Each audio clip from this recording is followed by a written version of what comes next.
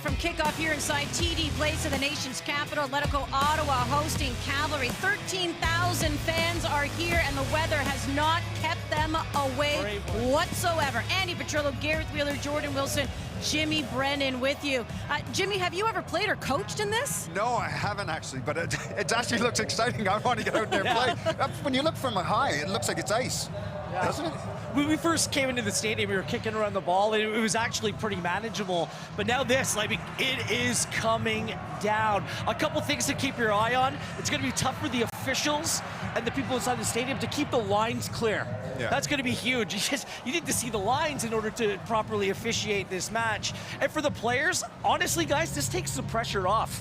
Because really, oh, there's pressure. There is pressure. I just think that you're going out there and just, the message from the managers, go and enjoy the occasion, because this is unlike anything else they've ever experienced before. You're right, but he's definitely saying get out there and win and get a championship. And by the way, they're playing with the orange ball tonight too, which is going to be great to see for the first time. Yeah, let's talk about that orange ball as well. We've all played this game and we love it.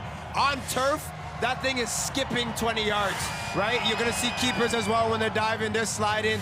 This is a slick surface. You gotta almost take something off of the pass tonight. Everyone always talks about the weight of the pass. Yeah. If you wanna hit it 10 yards, you almost have to touch it like it's 5. So who can be the real technical player is gonna shine through. Let's go. Shoot. This game is made for Sam Allardyce. Just play long balls. Just knock it long and win your one-on-one battles. Let's go. I cannot wait. This is outstanding. This is the moment we've been waiting for when the season all began in April, and we did have to deal with heat. We had to deal with rain, and it wouldn't be Canada if we didn't have to deal with snow. We're getting set for the anthems, a Remembrance Day ceremony as well, and then you will hear the voices of Adam Jenkins and John Conway with the call. As we honor and remember the men and women who have bravely served and sacrificed for our country, and all those who continue to serve today.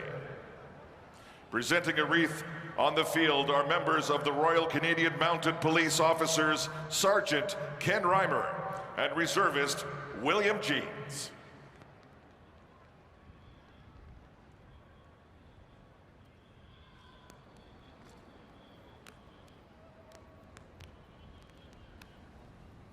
Thank you.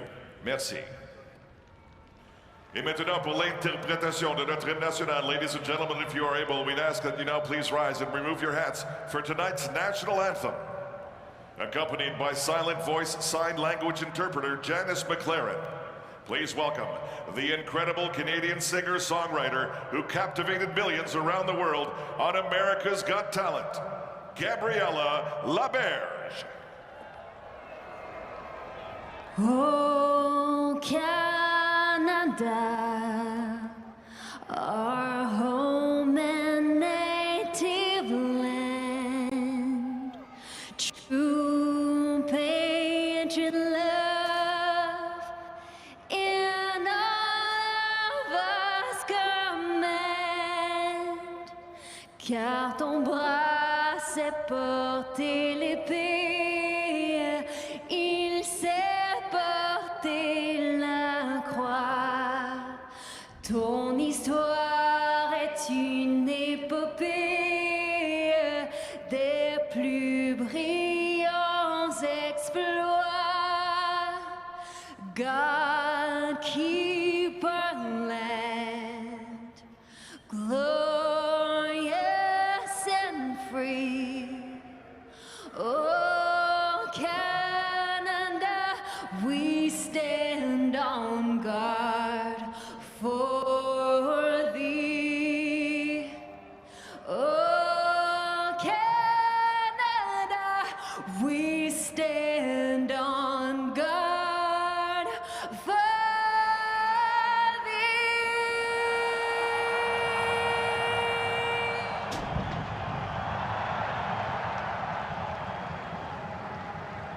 Ladies and gentlemen, welcome to the Snow Globe, formerly known as TD Place Stadium, for what will surely be a Canadian Premier League final that we will never forget.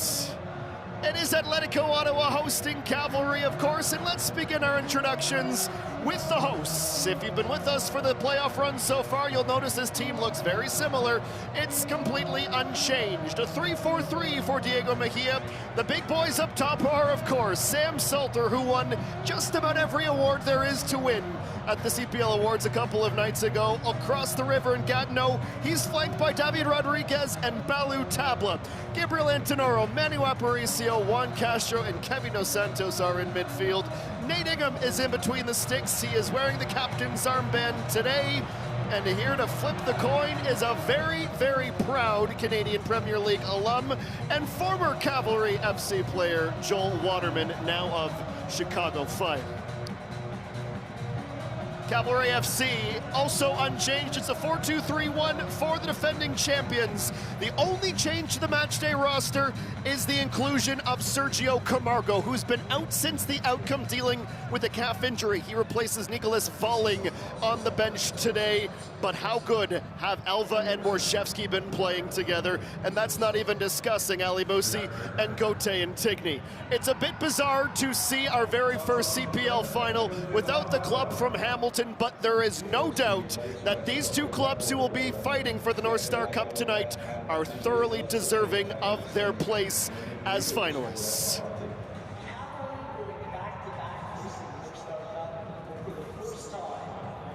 Win, lose, or draw, a night these players and their supporters will absolutely never forget. It's not unfamiliar territory for either club. Of course, Cavalry last year had the opportunity to lift the North Star Cup at home, and Atlético Ottawa has hosted the CPL final before, but they left that night without any silverware in hand. Tommy Wilden Jr. has put it so eloquently, it's now our trophy to defend. They've done it the hard way. Well, maybe they've not done anything nearly as hard as what stands in front of them over the course of these 90 minutes, perhaps 120, and penalties. A historic night set to unfold in the nation's capital.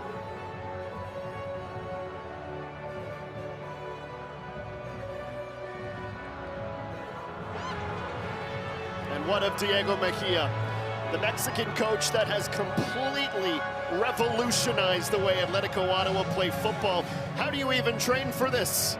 At 12 p.m. today, there was not a dusting of snow anywhere to be found across the city. And for the past 5.5 hours, it has been unrelenting. And one of these star players for this Atlético Ottawa group, of course, David Rodriguez, a Mexican youth international, an American youth international as well, but has he ever seen anything quite like this growing up in San Luis Potosi, Mexico?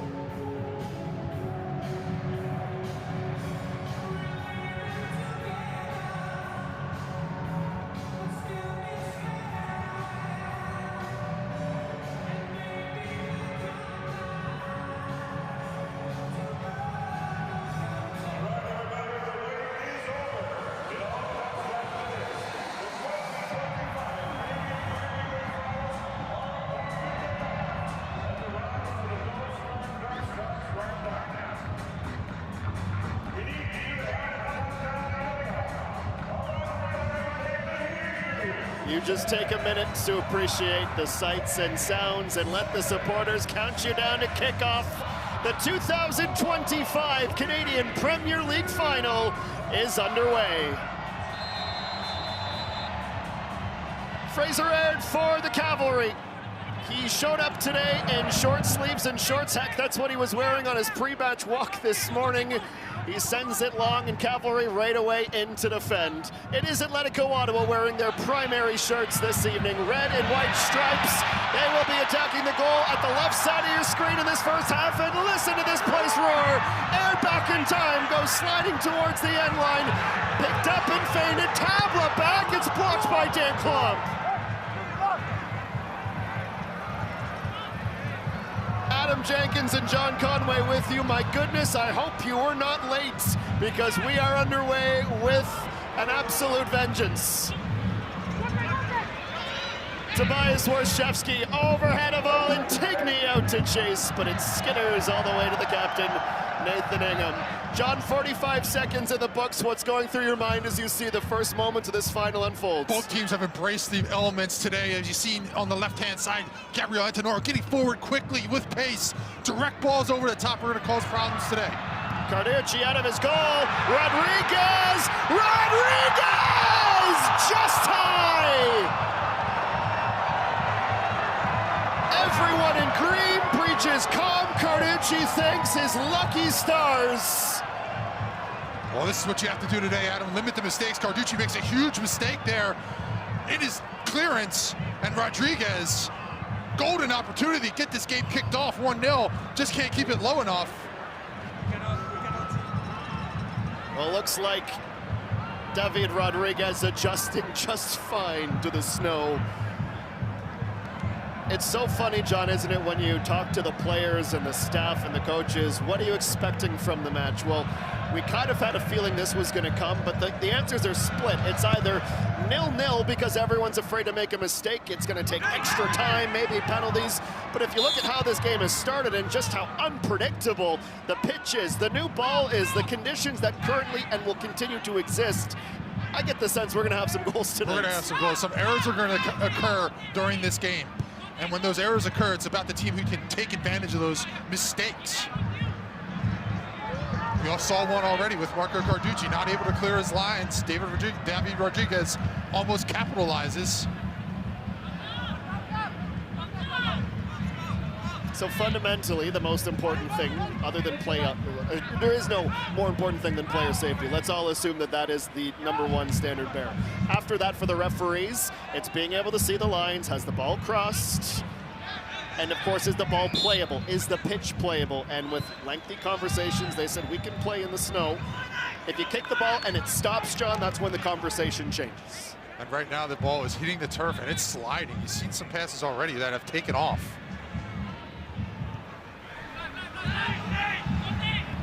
Ottawa, a possession-based team, they like to start the ball with this player in the back, Abate, and let the attack or the defense come and step out, and they start their attack from there. Could be risky today with the way the field conditions are.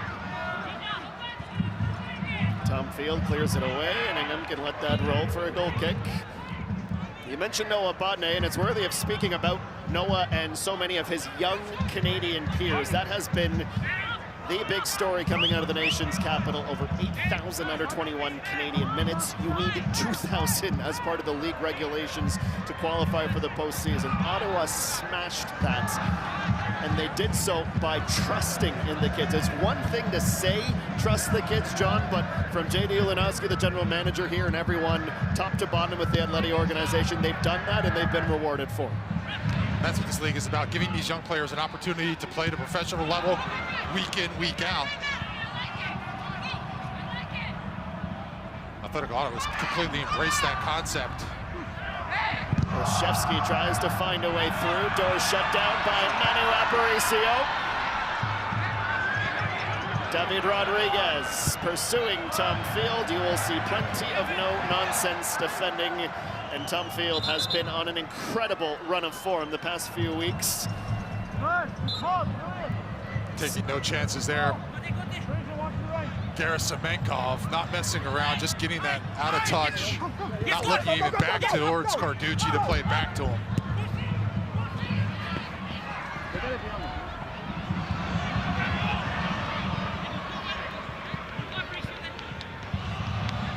Here's Antonoro.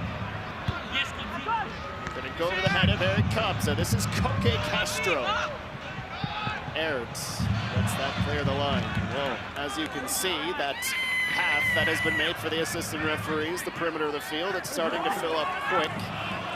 The league is working with a meteorologist to try to keep an eye on the storm, and the most recent update we got is the snow is not going to slow anytime soon.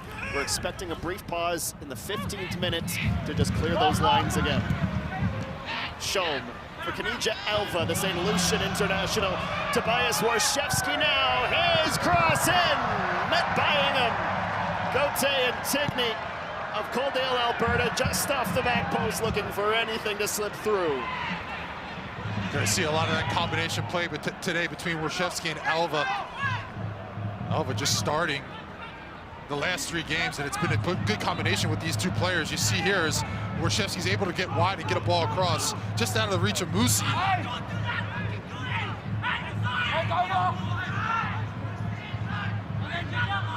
You'll see Tobias Warshevsky roaming around underneath Kenija Elva, looking to get on the ball, and those 2 players will link up. Elva is going to be really critical with the conditions because he's so good in the air. Wins over 70% of his aerial duels. So if you play direct, you got to be living off the droppings around him, and Warshevsky does a good job of doing that. Aparicio looking for Rodriguez. It's stolen by Mikhail Gerasimenkov.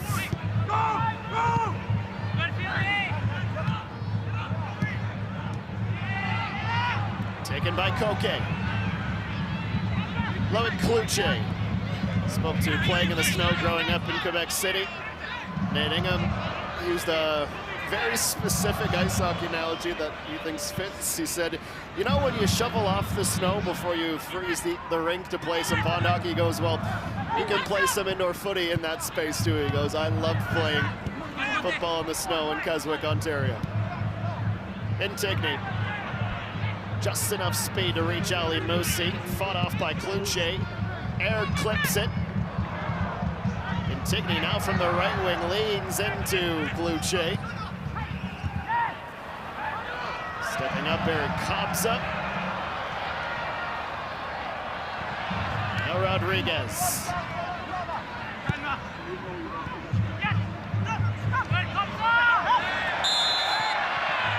First foul of the match as Tabla is taken down by Eric Kobza. Pretty impressive. We're 8 minutes into the match, and that's the first foul. There's always somebody who likes to get their slide tackles in early, but Kobza on that hand just a bit handsy. Aparicio slipping through. Shavicho. Kevin Dos Santos. Sam Salter surrounded by a quartet of green shirts. Batney.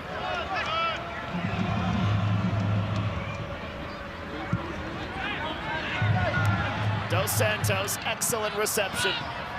Tabla out to a wide open David Rodriguez.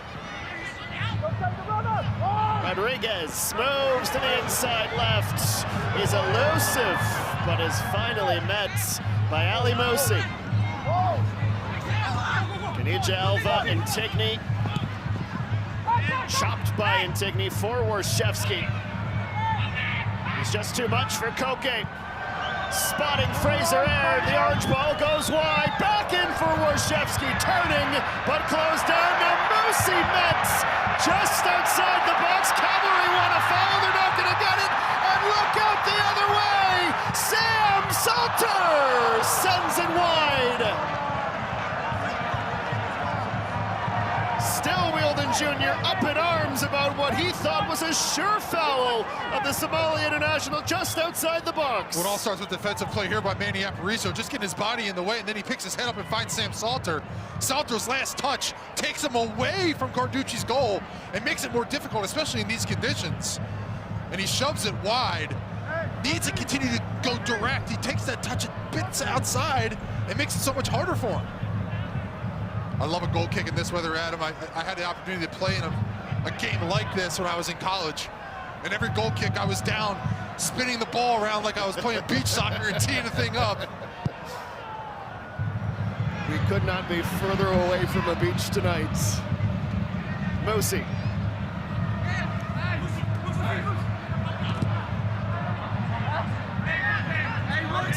The Atlético Ottawa winger for Gerasimenkov, who came into this 2025 season as a Moldovan youth international and worked his way up to a call up to the senior team.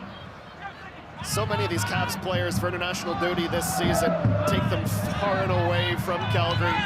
Musi to Somalia, Gerasimenkov, Moldova, St. Lucia for Kenija Elva, and it's one of those catch-22s as a GM, as a coach. You want your players to experience international football, but when you lose them so often in season, it's a tough adjustment. My goodness, Atlético Ottawa are missing one of their star young players, Sergei Kozlovsky, tonight, who's away at the Youth World Cup.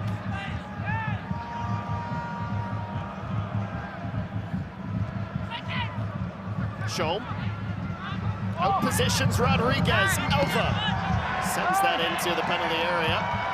Ingham over his head. He tells Antonor to go for a run. He's cleared. Fraser Airds. Antonor with 3 teammates to his right. Down goes the defender. Tabla off Klopp. Top of the box. No way, says Mikael Venn.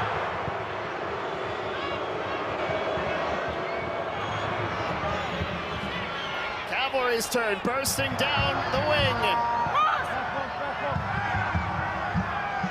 It's Moosey.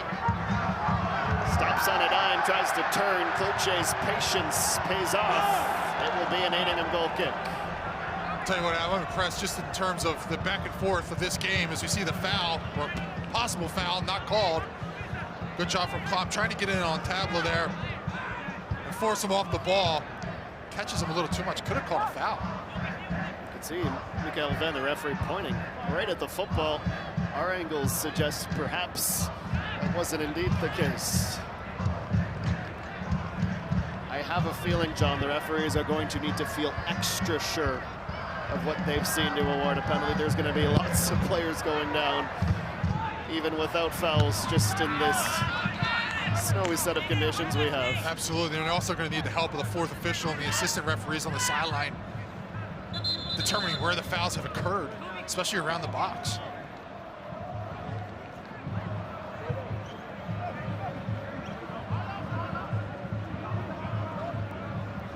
All right, looks like the referee has asked for a pause to bring out the snow removal team. And he's constantly evaluating Mikael Venn, the state of the pitch, and ultimately he decided we need to get the jetpack snow pushers and the shovels out to keep this field safe and playable. Christian Jack between the benches for us pitch side tonight. Let's go down to him for an update. KJ. Yeah, thanks, Adam. Just a different kind of body language here. David Rodriguez right in front of me just saying, why can we just keep playing? And then Cavalry immediately were aware of it. They've come over, already started talking about a couple of adjustments in front of me here. Is that just take a little bit of a moment just to blow. You mentioned it earlier, it's just the lines. Essentially, referee Venn just asking for a little bit more clarity on those lines. But it's not really a day or a night for tactics, but just a couple of things that both coaches are already working on. Wide areas. We saw Dos Santos getting inside there, and what Cavalry are just asking is their wide players just to make sure that they don't get too wide in this area. And again, it comes down to the lines. Where exactly are they watching that? What's their reference points? Because Rodriguez and Dos Santos, as well as other players like Antonor, are already getting quite a lot of lively down those wings. But the conditions aren't that bad down here. It's not sticking as often as you maybe think. It's not much different to what started when it started like 15 minutes ago. But we are informed by the referee that they're going to try and do this every 15 minutes. Referee Venn decided after 12 and a half that he needed to do it, in particular to see the sidelines. He just wants to make sure that he can see them. But it's a lot of confusion. Cavalry players even asking how long do we have to wait around, and so everyone's learning a little bit of new things here down here today. But just a wonderful day so far. So enjoying Canadian footy, Adam. Certainly one for Canadian football that we won't soon forget. KJ and I both had the pleasure to be at the match infamously known as the Ice-Teca, the World Cup qualification in Edmonton at Commonwealth Stadium a few years ago. And it's the same in that it's the winter, and yet it's oh so different. For starters, it's not nearly as cold. Secondly, the snow's continuing to fall. It's truly one of those things you're going to look back on and say, where were you when? And for the supporters out braving the colds, be one for the memory banks as well. John Conway, you've played, you've coached, so many things you can think about from the snow. And we asked the coaches how to prepare. They were all very coy. Tommy Wheeldon Jr., he's a Calgarian now, so he's used to this. Mickey, I'm sure, learning a few things from his staff that are more so used to this. But in terms of adjustments, what you're asking from your keepers, how do you try to manage a match that can be as so unpredictable and, as we're learning, stop-start as this final will be? Well, first, let's start with the goalkeepers. You just need to be secure. So you need to make your decisions right away. The ball's coming at you, whether it's a shot, you need to decide whether you're going to hold it and secure it or get it away from you. If you're going to get it away from you, get it to a good area, get it out of danger so you can recover and get in position, or your teammates can get there and help you. Secondly, need to be helpful with the group in front of you and not cause any more problems. So your communication from the back as a goalkeeper needs to be spot on as well, especially in these conditions. Thirdly, your positioning. You can see Nate Ingham out on the field now, shoveling the field, helping to get this thing cleared out. But for a goalkeeper, you need to know where you are inside your 18. So consistently going down and marking your area to know where you're at, because you don't want to lose yourself as you're tracking back to get in position and the attack's coming. So have those visual cues on the ground and using the snow and scuffing it up as much as you can, constantly moving around, giving yourself sight lines so you know where you're at in your positioning. As for the rest of the group, get the ball forward. That would be my messaging. Get it forward, press the other team, win the ball back in the attacking half, or attacking third, and get to goal. And last but not least, any shots on target, follow up. Get the loose droppings. Anything that's in there, get to it, apply pressure to the goalkeeper to make sure that he does the right job of either securing it or parrying it away and out of danger. All right, KJ doesn't have a shovel in his hand, but he does have another update for us. Christian. Yeah, I do, Adam. The key here now is the news story is that Cavalry substitutes have not been on the bench since the beginning of the game. They believe that that is the right thing that they're allowed to do, referring to the Club World Cup, if you remember, the complete contrast to the weather during the heat, that they were saying that they in the Club World Cup were allowed to stay in the dressing room because of the conditions. Atlético Ottawa have noticed it, they've flagged it with the officials, and the officials have informed the Cavalry bench that they need to get the substitutes back out here immediately. Adam? Oh, nice spot down there, Christian, yes, and I think the Atlético Ottawa players that are sat there saying, okay, your turn, come join us, John. I would love to be sitting in the locker room watching this. Not out there freezing on the bench. I can actually get warmed up in there if I needed to, if the sub's needed. Kind of smart, actually a very smart play from Tommy Wheeldon Jr. there with his substitutes. Something else to note as well, our broadcast clock does not stop for the snow removal phase, so obviously the referee's time is official, but we'll expect lots of stoppage time today. Rodriguez shot out of a cannon, he's in the box, it's off the backside of Kabza, and out for the corner. We'll have our first set play of the evening. Unbridled chaos, perhaps we welcome you shortly.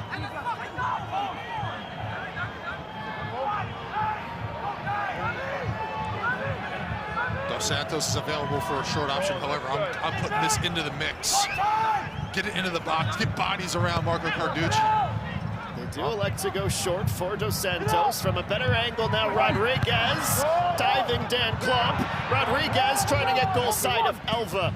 Wins his individual duel, and Shamid Shom sends it most of the way out of his half. Manu Aparicio, who has not played a match of football since he and his wife Laura gave birth.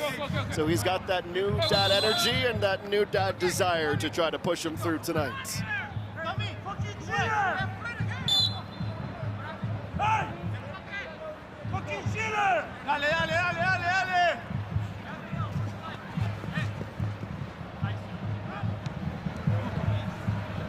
Shevsky finds a way through. He's silky smooth despite being one of the tallest and strongest players on the pitch. Fleet of foot, the German forward.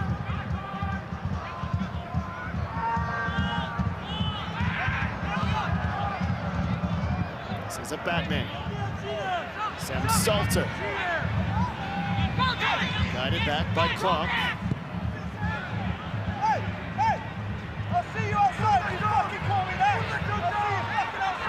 Tommy Wheeldon Jr. and Diego Mejia are having a screaming match, I believe, about the substitutes still.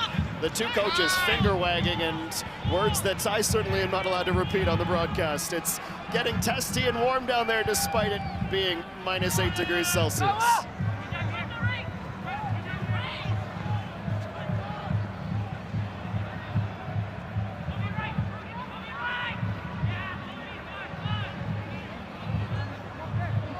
Batney out to his right for Ronnie Mbomio. Intigny. Abadne. Very well done from the center back, and Koke helps him out, going to ground, completing the pass. Rodriguez breaks the ankles of Gote Intigny. Now Aparicio, pardon me, trying to go wide to Antonora. Mercy steals, blows a tire, pops back up, and a whistle from the referee. Here come the Cavalry FC substitutes from out the dressing room, down the tunnel, and to their spot on the bench. Well, we've seen a few times already, Adam, where you're looking to step out to defend. If you don't get your feet set right, it's an easy touch for the attacker to get around. The amount of pace that they're coming at, and they just can't slow down on this surface. Saw Batney dribble through two people there. And Bomeo nearly plays that off his arm. Warshevsky with the first shot on target of the match. Scuffed it as he swung his left foot down. He couldn't find the sweet spot of the football. Good opportunity here for Warshevsky. He just catches more snow than anything else. Simple save from Nate Ingham.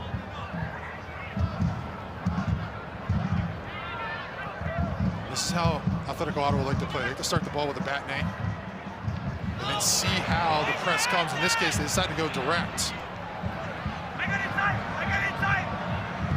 Outside of the front, feathering the pass in towards Salter, running right through Carducci. A close call.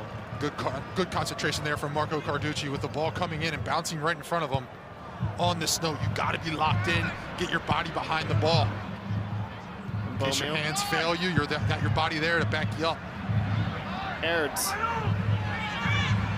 Right down the middle, Fraser Aird. Born and raised Scarborough, Ontario. Fullback with experience playing across European football and is always up for a challenge. It's probably his biggest challenge yet in Cavalry colors.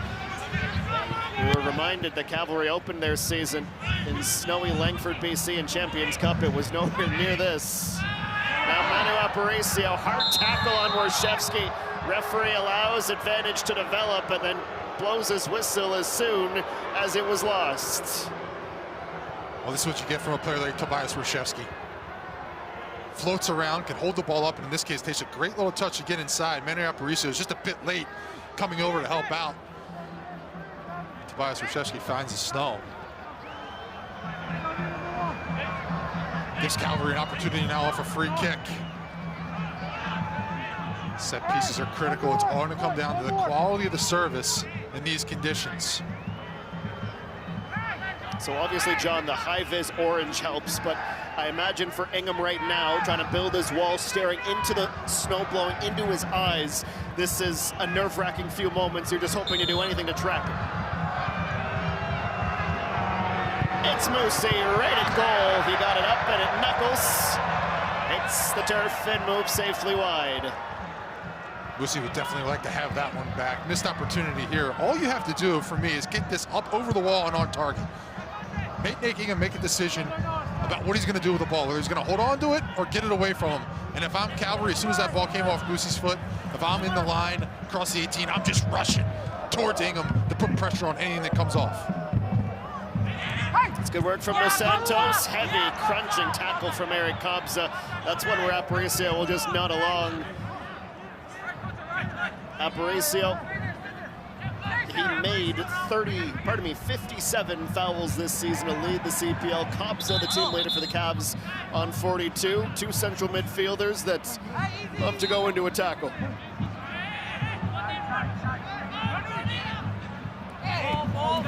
With a foot up, Kobza. Fields for Alva. Somehow is able to chest that down. Rodriguez. 1v1 with Klump, who gets goal side. They are wrestling in the snow, and so far nothing untoward spotted by the referee. Now Ottawa storm the official as he says that's a foul against Atleti. You can understand why Rodriguez is upset. He felt like he was fouled earlier by Klump. Initially, great turn. Able to drive forward. He felt like he got held off there, and again, on the ground battling. Klopp's able to recover, and he does get a lot of the ball, and then Rodriguez comes in the back. Great battle from both players there. Ultimately, that shove on Kobza warrants the whistle from Michael Venn. So 28-year-old native of Joliet, Quebec, his first CPL final appointment. Veteran of 10 matches this season in the league. Now Rodriguez. He is up in arms. Gerasimenkov didn't think that warranted the whistle. Well, Rodriguez has been complaining for a foul. He finally gets one, rightfully so.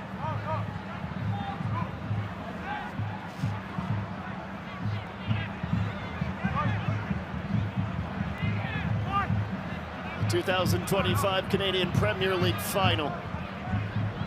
Live from Ottawa, Ontario, it's Adam Jenkins and John Conway in the booth with you this evening. Mackenzie Barwell, Christian Jack, pitch side for us tonight on One Soccer, TSN, and Fox Sports 2. Aparicio wins a foul. Ottawa use their advantage. What a turn! Tabla in front of Antonoro and sends him scrambling.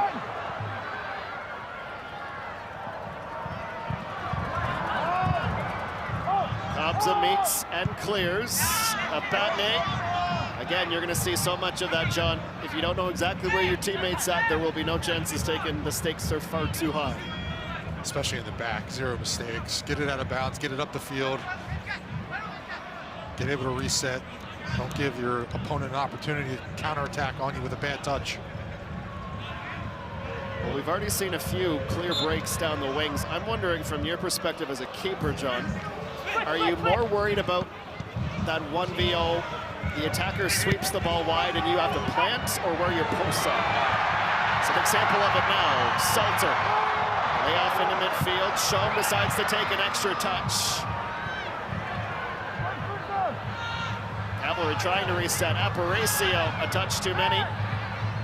Alva and Tigny mostly breaking down as well. Orszewski with his goal to sink Forge in the contender semifinal last Sunday in Hamilton made him the CPL's all-time postseason goal-scoring leader. You would expect him to score as much as you'd expect Sam Salter, the Golden Boot winner, to have one for Atlético Ottawa. And yet, as we squint our eyes, John, and you think about everything that brought these clubs here, it's really not going to matter all that much tonight. It's execution and moments and adaptability, I'm sure. Orszewski, lovely trap by Intigny. Batney does his job, very well defended. The reason why he got a look as the Defender of the Year, and on top of that, the U21 Canadian player. Just an excellent play here from Batney. Intigny has pace, he knows he's good in 1v1, but Batney does a really good job of putting himself between Intigny and the ball and just rides it out of bounds.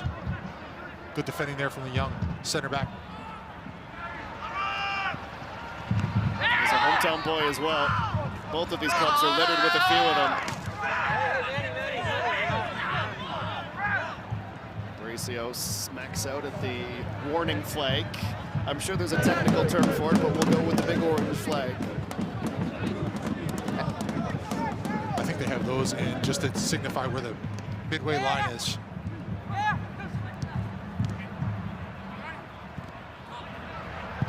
We're expecting another break shortly to once again clear the lines. We're 0-0 in the 30th minute of this 2025 CPL final. Dos Santos, Eric Kabza, Intigny, caroms off Dos Santos. Kabza takes the loose ball, tries to go lateral with it. Koke, stolen slid, there was no one in red and white around. Alva decides to shoot and sends it into the snowbank. Good optimistic there from Kenija Alva from 30 yards out. He's going to have to catch this. Absolutely perfect to beat Nate Ingham in these conditions.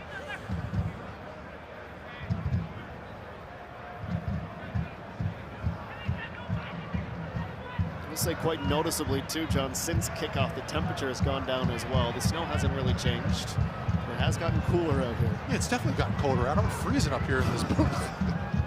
Snow's blowing right in my face. I'm wiping off my screen every 30 seconds with the amount of snow coming in so I can see what's going on in replays. Yeah, can someone get Conway a squeegee?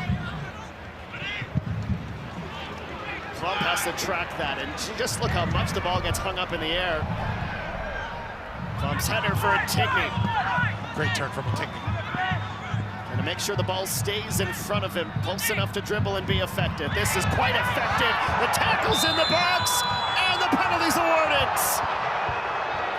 Diego Mejia sprinting to the fourth official to voice his displeasure, but there was absolutely no hesitation from Mikael Venn.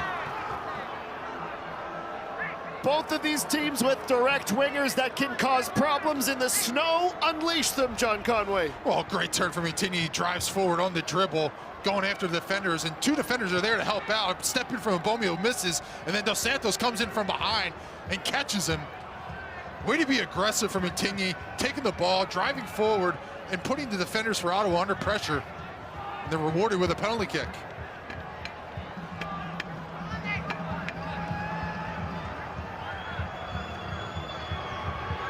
First goal in this year's CPL final could come from the penalty spots again. Last year it was Tobias Warszewski who opened the scoring in such a fitting fashion. Nate Ingham, though, this season has got the better of Cavalry from the spot. He was able to sub Kanija Alva. A little patience here from Manny Aparicio. He's standing nearby, just kicking some snow back onto the penalty spot to not make it easy.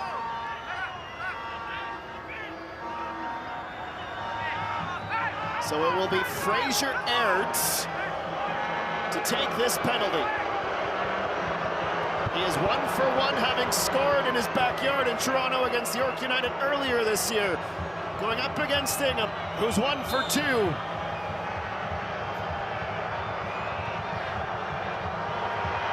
It's aired! Advantage to the Cavs!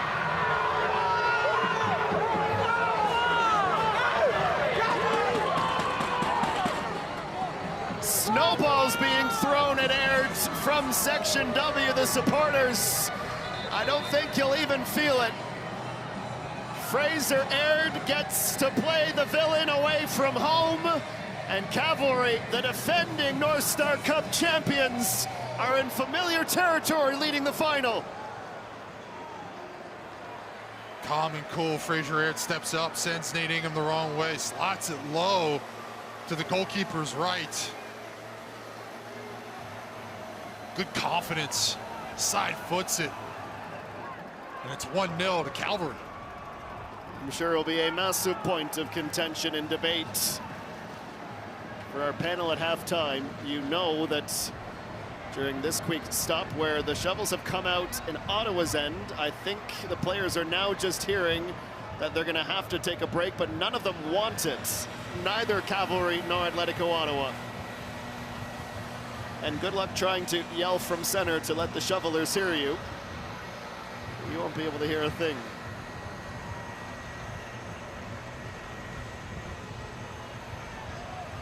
Canadian soccer fans, we're different. We cheer on the Reds while cheering on our motherlands and each other's lands. Cheers to us. Cheers to the game.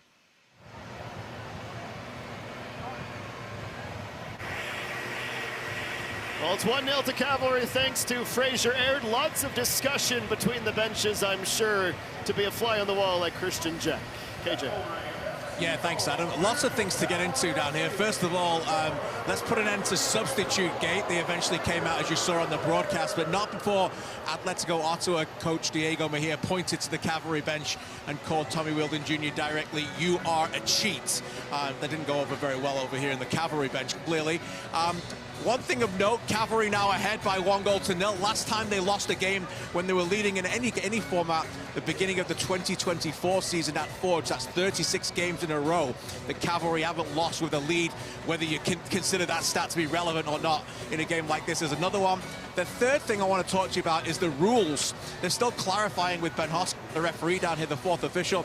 During these breaks, are they allowed to call the players over to have chats? They've been told that they can, but players are players, and they just want to keep playing, guys. So, as you said, many of these guys don't even want to stop. This is just a little break for the lines as we get going again. And looks like the referee Venn is going to get the game going shortly, but that's clearly what's happening down here right now, is the players just want to keep going. But Cavalry leading as the snowblower goes by me. I'll throw it up to you guys. JJ, thank you. Well, we're hearing that this could quite potentially be the thickest part of the snowstorm. And we're not exaggerating from up here in the booth. We have the television lights 10 feet away from us, and it is unlike anything I've seen in years. Could possibly be the thickest. It's definitely the thickest and heaviest.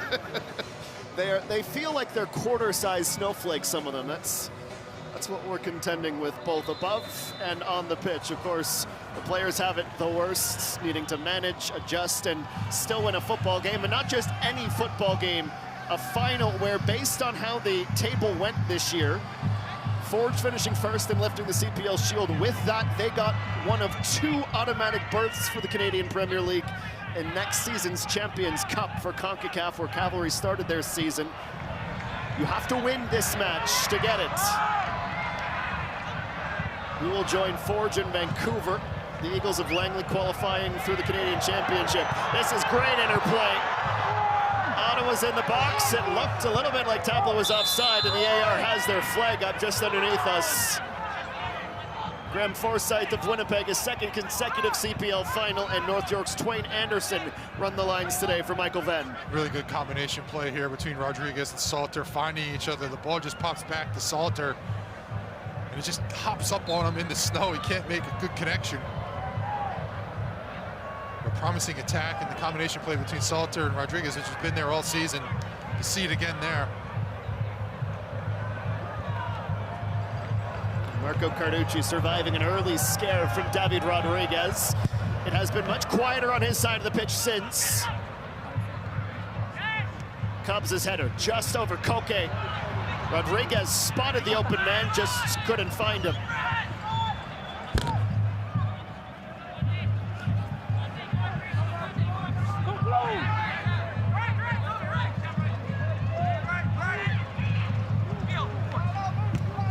Salter, that's a good hold-up play and was caught by Gauthier and Tigny. Fouls given. Sam Salter, thoroughly deserving of a move to Europe. That's something he's admitted he's wanted for a very long time. He'll be joining former Atlético Ottawa winger Matteo de Brienne at Gais in Sweden in the new year. A pre-contract he signed for 2026. Obviously, his scoring and the amount of it, the regularity of it's catching the eyes of many across both North American and European circles. Dos Santos, a touch towards goal, and that's a really sore one for Gerasimenkov. Dos Santos, pardon me, just trying to leap ahead, and you worry that the knee might have caught Gerasimenkov on the way. See if we can spot it here, John. He just bops right into the thigh of Dos Santos as he comes out to recover for that pass that was slightly behind him, but he does a good job of moving his feet and getting over to recover Gerasimenkov. Rodriguez, Dos Santos into the box, Klopp gets a touch. Aaron wasn't sure who was last off and didn't want to make a bad situation worse, so he pulls out and concedes the corner as a result. Just get it into the box, get it into the danger area, and things happen. Almost an own goal there. Perhaps that's not fair to say that he bailed out. I just don't think he had footing. That's how difficult it is down there. No doubt about this corner. Kevin Dos Santos will put it in the box. In swinger. Alva, I believe, nods it out. Now Cloutier trying to cross. Anyone's to claim in the air. Bicycle! Oh my golazo! The most incredible goal in CPL history levels this final. The Magic Man makes it 1-1.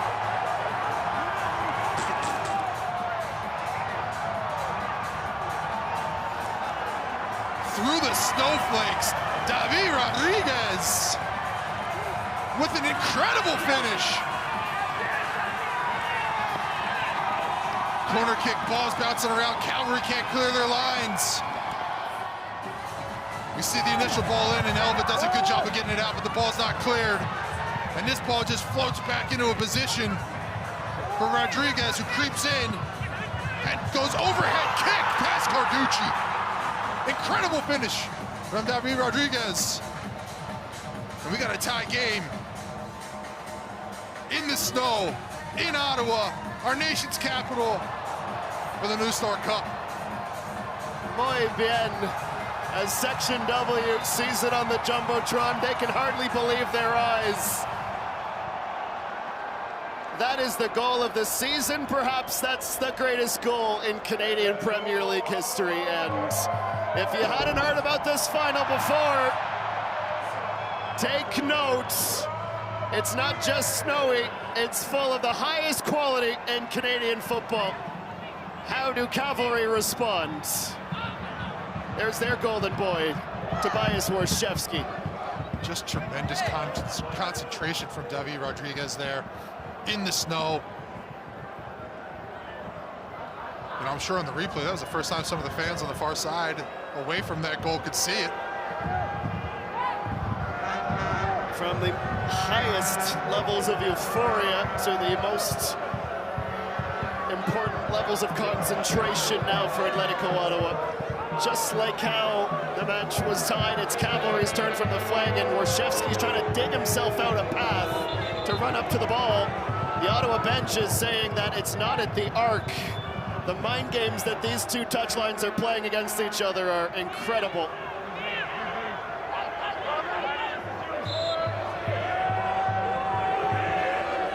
Warshevsky drops it right in, doesn't miss the crossbar by very much. Going for the Olympico there off the corner and the in-swinger.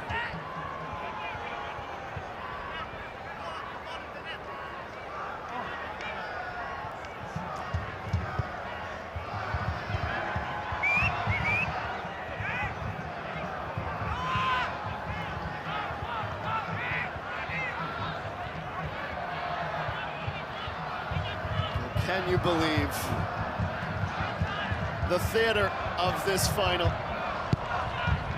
Ingham slices it, and that almost went further wide than it went long.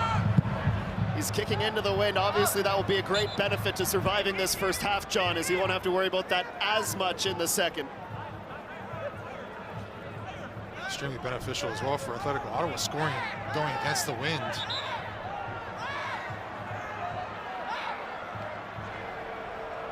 Come out in the second half and use the wind to your advantage.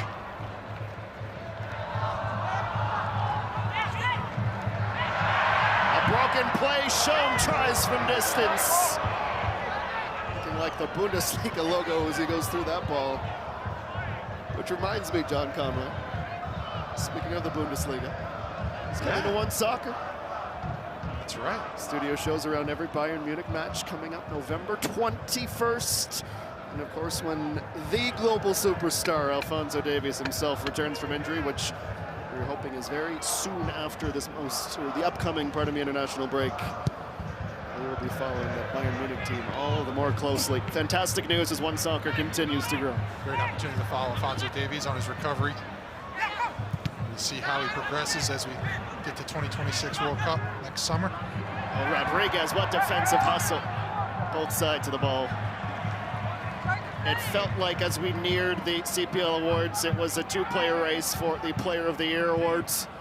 I'm trying to think, John, if you remember, Christian Jack said of the over 140 votes for Player of the Year electing their peers, I think all but 6 of them went to either David Rodriguez or Sam Salter this year. Just speaks to the impact they've had, not only on Atlético Ottawa, but the league. Every team highlights those two players when they have to defend against this group.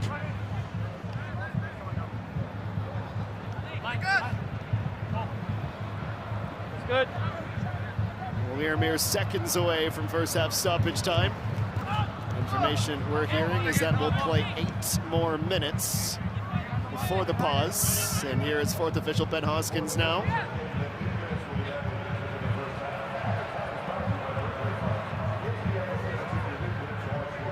Stoppage time presented, as always, by fine folks at Burnbrae Farms.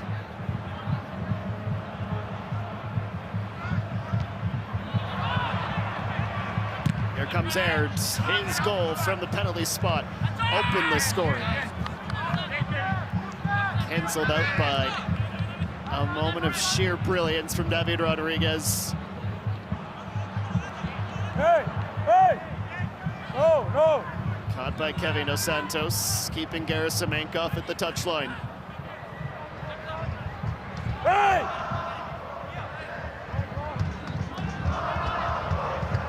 Gerasimenko into the box.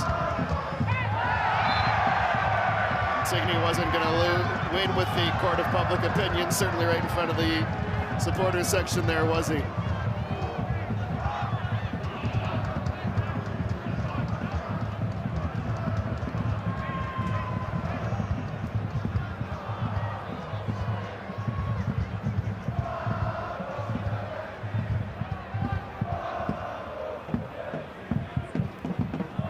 Doing a job of clearing a path to the ball, but most importantly, the plant foot. Where he goes to put his plant foot into the ground, clear that area out, so you feel comfortable driving your foot through it.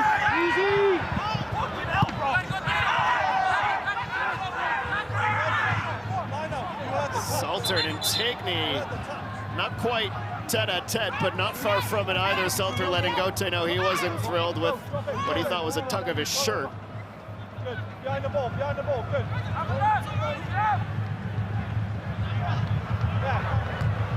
Comes up. Rodriguez. That's another foul for Antigone, who has to start being mindful of some potential persistent infringement. I believe that's 3 he's conceded in this first half. No, even though the conditions are sloppy, you can't be sloppy with your defending. Antigone's just late, sticks a foot in, but gives Atlético Ottawa a big opportunity here off a free kick in extra time. So critical. They scored their first goal off second, third phase opportunity off a corner kick. Calgary could not clear their lines. Big opportunity here as we get close to halftime. Rodriguez. And one side of the flag, that'll be a corner. Trading one set play for another. You hear the chatter in the Caps box. Stay switched on. Just get it out.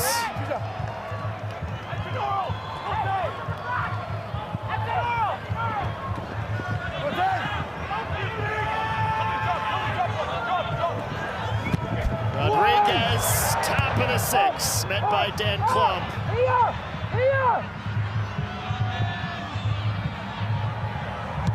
Luce sends it ahead, tackle on the line was well timed. Musi, there goes Antigone again, a step on Dos Santos. All the way to the touchline as it's just kept in play. Nearly halfway through first half stoppage time, Ottawa trying to tack onto their lead. Rodriguez finds Tabla. Tabla, his cross, found again by Klump. Tracking the ball so well through the snow in this first half. Good attack, a good bit of possession here from Atlético Ottawa. Cavalry under siege right now. Antonoro blew a tire. Gives them a chance to possess and not just need to frantically clear. Salter, great take off the chest. Rodriguez, Tabla, Sam Salter switching to his left and throwing a shot off Gerasimenko.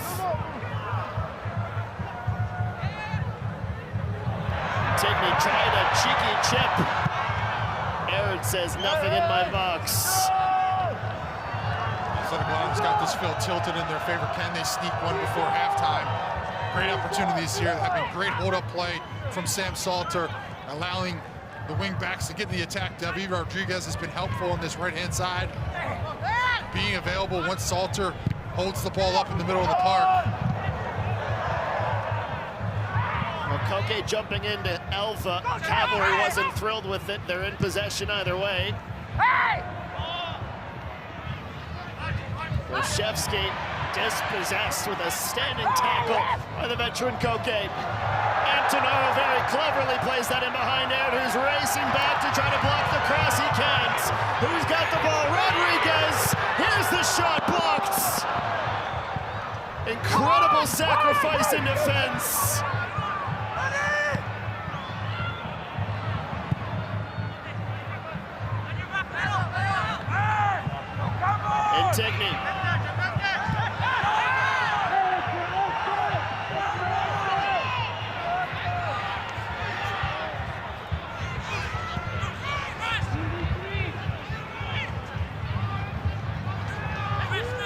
Calgary slow down to catch their breath.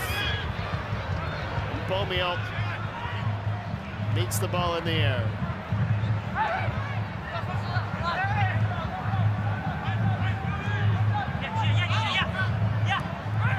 Oh, that's sloppy. Fortunately for Ottawa, Antigone loses the ball as soon as it was gifted to him.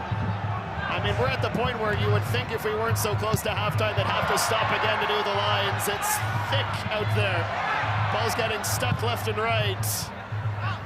Here's Ceremonies ahead. Antigone brings himself back on side. And again, like Jimmy Brennan mentioned to us before the match, if I'm a keeper, John, I'm saying nothing back to me in these conditions. Absolutely, and Beaumont does a really good job of turning out, playing that ball forward and not back to Nate Ingham. Just over 60 seconds to go.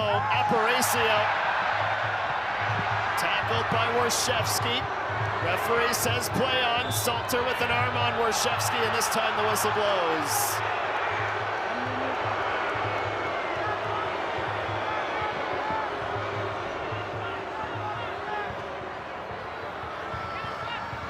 I think at halftime we're going to need more than the lines being removed here. They're going to have to bring out the full plow to get this thing going.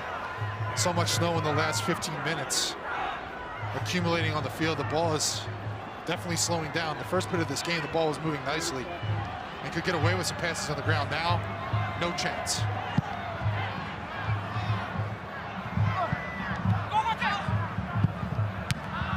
Kabza, you can hear him shout, ow, as that caught him broadside on the thigh. Salter initiated the contact with Tom Field and then sliding through Gerasimenko. Salter will be shown a yellow. The first caution. Referee perhaps saying that first attempt might have been 50-50, but back-to-back wasn't going to avoid punishment. No, it definitely comes from behind. Doesn't get any of the ball as he comes through the back. Sam Salter trying to get in and defend, prevent anything going forward. Picks up the first yellow card of this match. That ignites the crowd. What that should also do is be the end of the half. And is so. As soon as Tom Field strikes the football, we hear the halftime whistles. We've had drama, we've had goals, and oh, have we had snow. It's halftime in the 2025 CPL final, and it's all square, 1-1. Well, I have good news, guys. The snow is supposed to slow down. The bad news, it's when the game ends. So you can expect another second half to look just like that. Let's go down to Christian Jack, who is with Cavalry head coach Tommy Wheeldon Jr. Tommy, big question is, what's your players saying about this game? Do you think it can continue like this? Well, it's not a game of football, is it? It's just a war. It's more like beach football, to be honest, and we talked about that. It's about positions and areas. I'm not sure it brings the best out of a final, but it's a final and it's a Canadian one, and you got to expect this when we do it in our country. One thing I did say to the officials at half-time, the CPL was, if it ended after 90 minutes, should we go to shootout? Would you accept that at this point, or do you think just play through? Yeah, no, I still think it's entertaining. It's not the football match that I think we planned out, but like you said, it's the ability to adapt to the conditions in this country. So I think it's still created some excitement, some controversy. Fans are throwing snowballs. It's only in Canada, right? Thanks, Tommy. Thanks. Well, they definitely did, especially when Cavalry, Fraser Air getting that penalty when he scored first. A lot of the Ottawa fans were tossing snowballs out onto the field. But here's the thing, near the end of that first half, things were getting feisty. And Jimmy, you have to imagine the players are upset, not at each other, but just because they can't play the way they want to play. But the thing is, as players, you have to adapt. Whether it's raining, whether it's too hot, well, today's snow. So you have to play through it. And for me, I like it. I like it at the moment because, yeah, you know what? They're used to a style of playing, a brand that they've played all season. But today you have to adjust, and you've got to adapt to what's been thrown at you. And I think today it's a battle. The players know that. Tactics are out the window, and it's going to be a battle all over the park today to get the result that someone wants. Yeah, you can understand the frustration, but I said in the beginning of this match, it's about managing emotions, the highs and the lows. That man right there, David Rodriguez, got his team back, but there's going to be moments where you have to play a bit smart, you have to keep things safe, But again, it's about managing those emotions in this match. We live for these moments. You don't want to play this game and go out on the losing side of things. Everything's on the line here in the second half. Let's get to it. Adam Jenkins, John Conway with your call.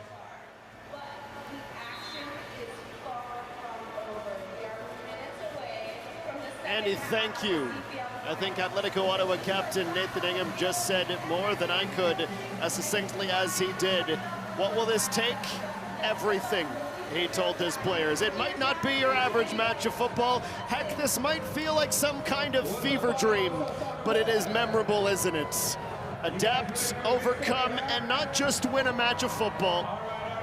Maybe not just have a couple of clips go viral if you score the big goal, but how about the fact there is a trophy, and with that trophy, a spot in international club football is on the line.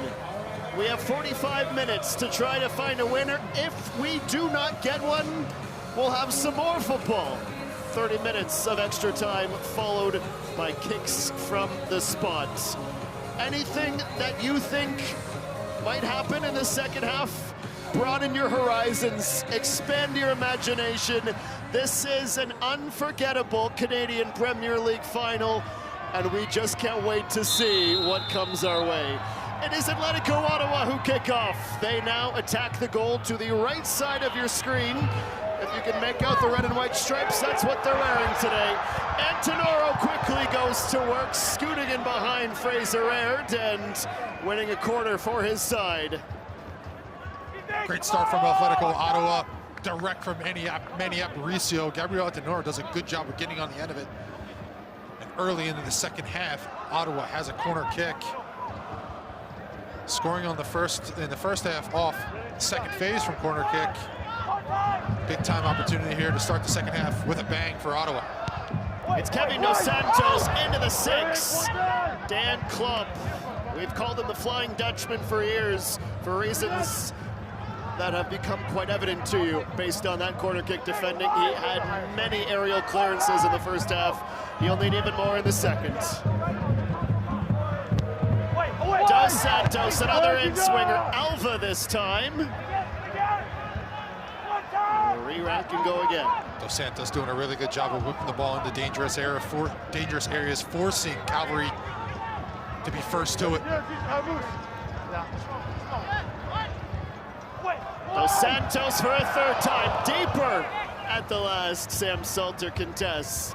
Can't get his nugget on it. No changes personnel-wise from either of these sides. The change that I think you've spotted, but in case you're wondering, did the refs change their shirts? Yes, yes they did. And that's so they can be more visible in the whiteouts.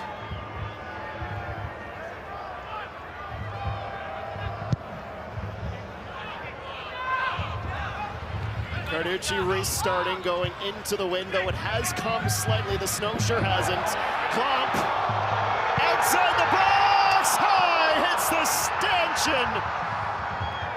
David Rodriguez trying to win this match all by himself. He's a game breaker. Bit of indecision there from Marco Carducci. Him and Klomp caught between two minds. Klomp's anticipating that ball, hopefully gliding back off the snow to Carducci, and it just sticks. It just gets caught in between them. Salter with the pressure, causing havoc. Big opportunity here. Start the second half. Ottawa just seems to be on the front foot ever since the Cavalry goal. Cavalry's sort of backed off, not first to a lot of balls. Cavalry's just needs to turn that around. Ottawa's been very good, front foot, attacking. And towards the end of the first half, field was tilted in their favor. They really needed to get another goal and weren't able to do so. But they come out in the second half, and the field continues to be tilted into Ottawa's favor.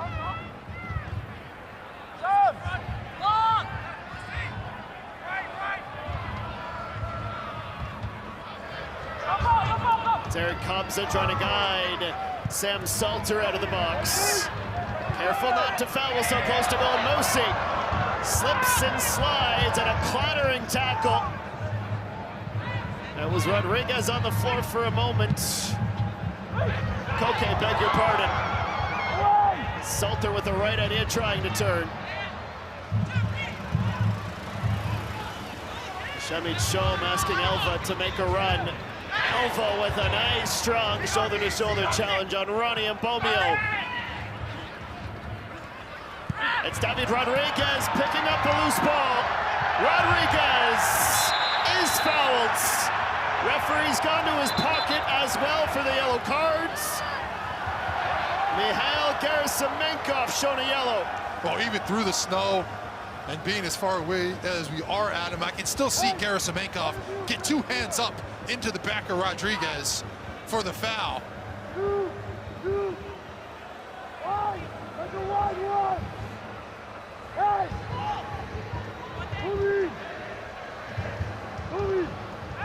I genuinely do not know how Marco Carducci can see a thing.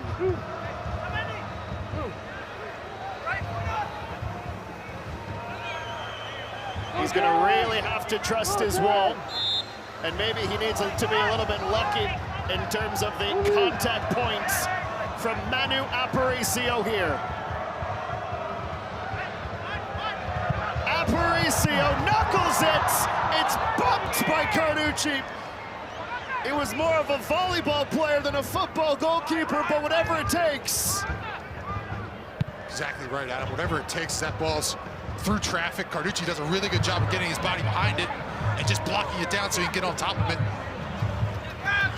Well, one of the first times all half the Cavalry are on the attack. They're in the box and behind Musi. Kanija Elva takes the loose ball. Another near overhead kick attempt. To score from open play, it has to make the top 10. Understood. Away from Mbomio.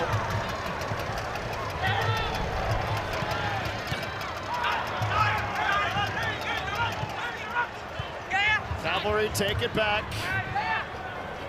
They are deep inside Ottawa territory now. Antigone does enough to steal. Antigone jogs into contact, and the foul goes against Cavalry, I believe.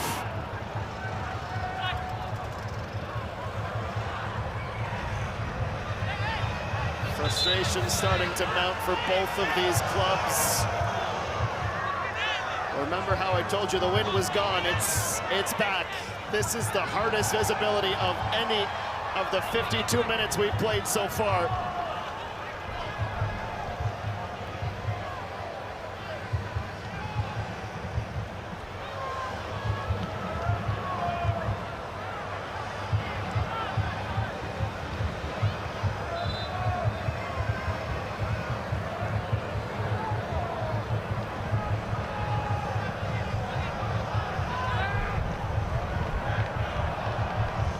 For the people at home to appreciate these conditions, Adam and I are at the midfield line looking down, and this snow is coming down sideways and heavy at the moment. I don't know how, if you're a goalkeeper, you can see all the way across the other side of the field. We're having a difficult time seeing where we're at. Players must be struggling as well. Kanija Elva will perhaps try to profess to the referee that he didn't see the player in front of him, but doesn't make it any less of a foul.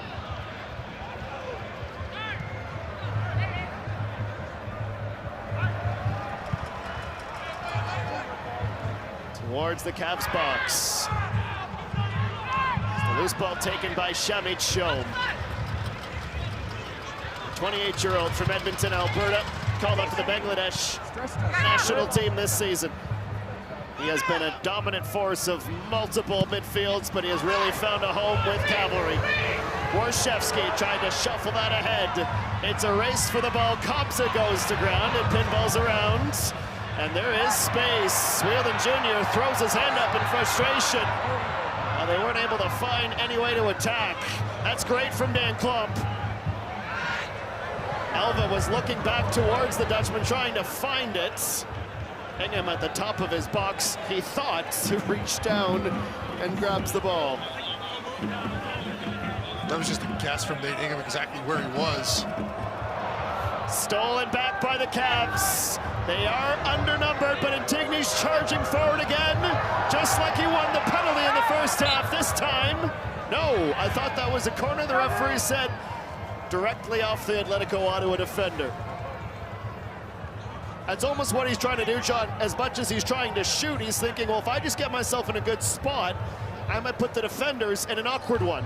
Exactly, Adam. If you get into the box, I mean, as long as you get the ability to drive into the box, it forces the defenders have to slide over. And with the way people were slipping and going to ground early, you can create another opportunity where the referee has to point to the penalty spot.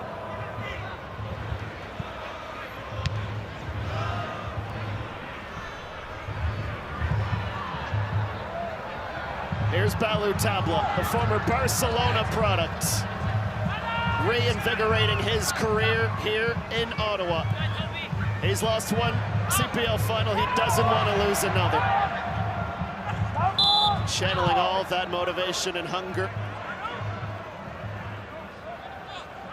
Still a young man, 26 years old. Ivorian-born, Montreal raised. Very much one of the three-headed monsters of this Cavalry attack, along with Salter and Rodriguez.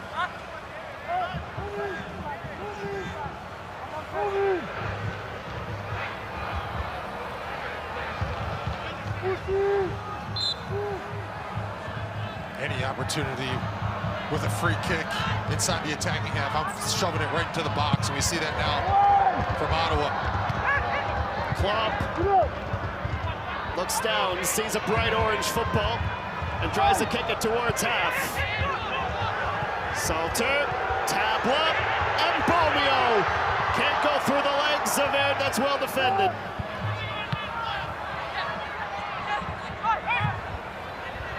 Antonoro, he'll have time. Antonoro, good-looking ball. Salter and Rodriguez both leaping. Neither could get the contact they needed in trouble, Marco Carducci. Got a good look on this side of Gabriel Antonoro setting that ball up to cross in the box, and there is a lot of snow on the flanks. It is so much fun to watch these players try and adapt to these situations. Being able to move the ball, being able to collect the ball. It's so difficult, but there's so much on the line that these players have to embrace this opportunity. 1-1, we got another 34 minutes to go here for the champion of 2025. This will be the hardest final to lose and the most incredible final to win for either of these teams. For all of those young footballers that's played football in the snow and recess and dreamed of lifting a trophy, that's this, but the stakes couldn't be higher. Airds trying to use his body to shield Tabla. And the foul goes against Atlético Ottawa, and Tabla, somewhere down in what looks like a snowbank, is feeling the effects of that entanglement.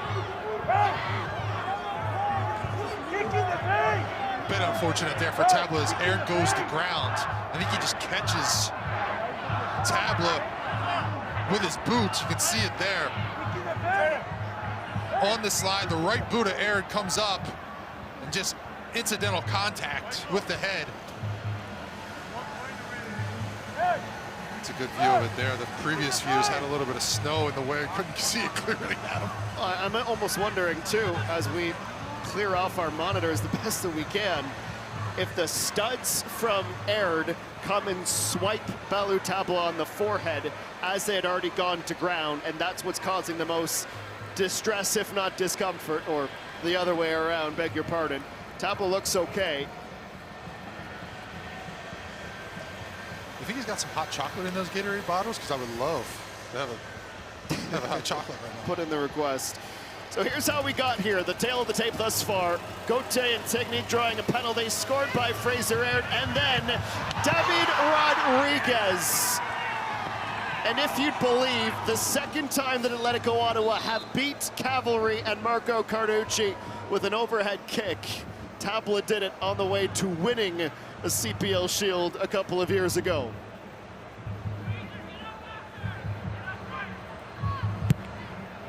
Tabla given the green light by his trainer. He has to wait for the fourth official. Tom Field came sliding forwards. Klump off the left shoulder, but the ball was awkwardly in front of him. A swing and a miss from Tom Field. He scuffs it, and Salter able to touch that in behind. Salter back into the box now. For Dos Santos, off Klump. Gerasimenkov's header. Taken down, it pinballs around, and look at this, Antigny. There's numbers here for Cavalry, 4v3. Trying to thread the needle, which is not an easy thing to do on a good day. Musi. Leapt early. Kabza. Keep away right now amongst the two sides. Rodriguez all by his lonesome, still gets in behind. Gerasimenkov, goal side, doesn't prevent the pass. Tabla had one defender to put it through the legs, and Antonoro was gone. Charging back Alva. Mejia's arms are outstretched. He wanted a foul. The referee was much closer and says play on. Cavalry wanting a handball. They're not going to get it. Antonoro. Backside of Gerasimenkov. Cavalry trying their best not to foul in the box. Dos Santos returns it. Ottawa looking to go ahead. It's Antonoro off Salter, and the sting out of the ball. So the 60th minute comes, and the referee is going to ask, rightfully so, I think we can all agree, for a pause and for the lines to be shoveled and snowblowed. An incredible 15 minutes to start this second half, and yet we're still knotted up at ones. Well, Christian Jack, I hope you can hear us down there, my friend. Let's go down pitch side for another update. Yeah, I got you guys just about. I'm going to break some rules here, actually, just walk on the field a little bit just to figure it out. What they've actually asked, if you can still hear me, is they've actually asked the players to come over because it's actually getting far worse out here. It's getting a lot deeper. So they've actually asked the players to come over and get a little bit more of a bit of a break. I think a couple of things on the Cavalry side is they're getting concerned that too many players are beyond the ball.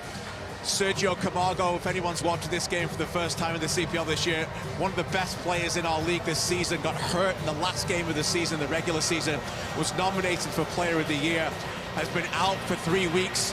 Looks like for me he's going to come in, and I'm hearing maybe Kinija Alva will be removed. I heard them thinking about getting Camargo ready. Bradley Camden has also looked like he's getting ready down here in the Cavalry bench as well. And I don't know, I would imagine that this would be maybe a game that Sergio could go a little bit longer in.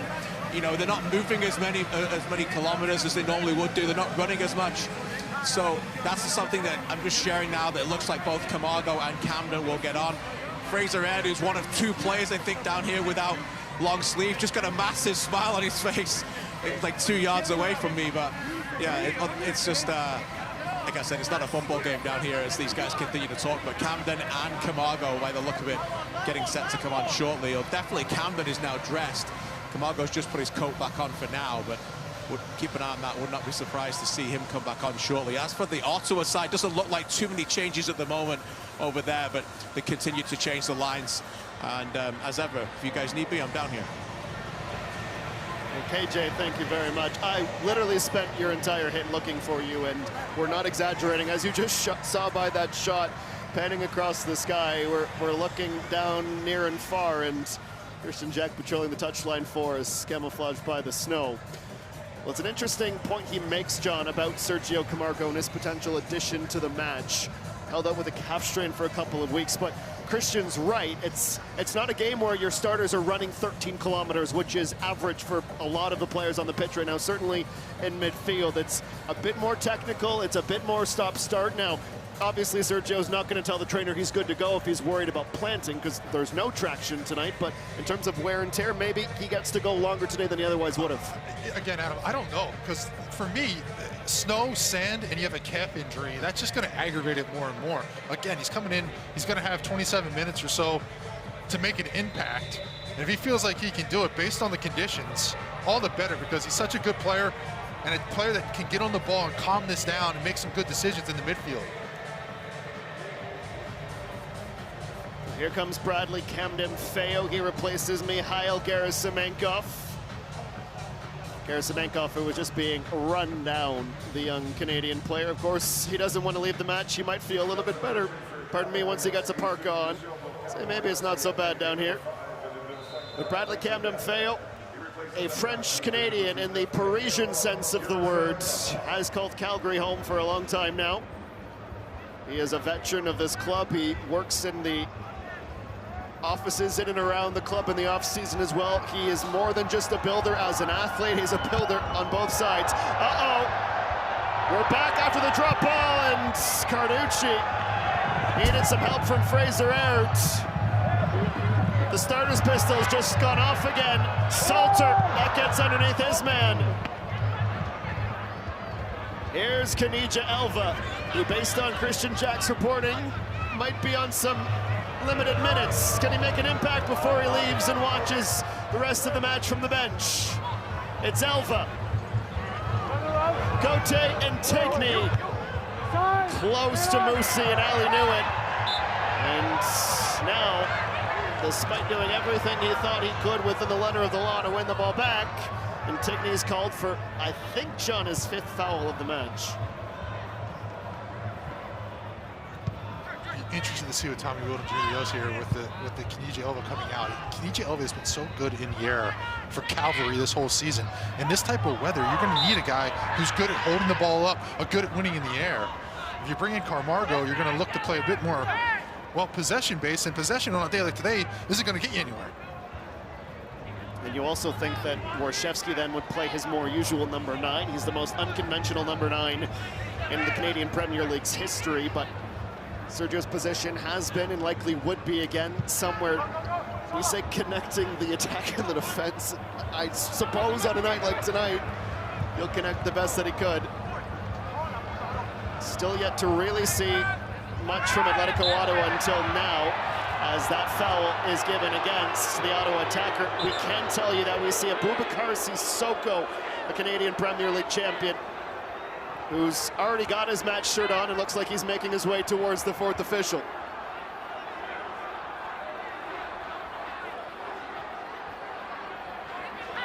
Well, at this point, we need to start taking some of the techniques from beach soccer and applying it here.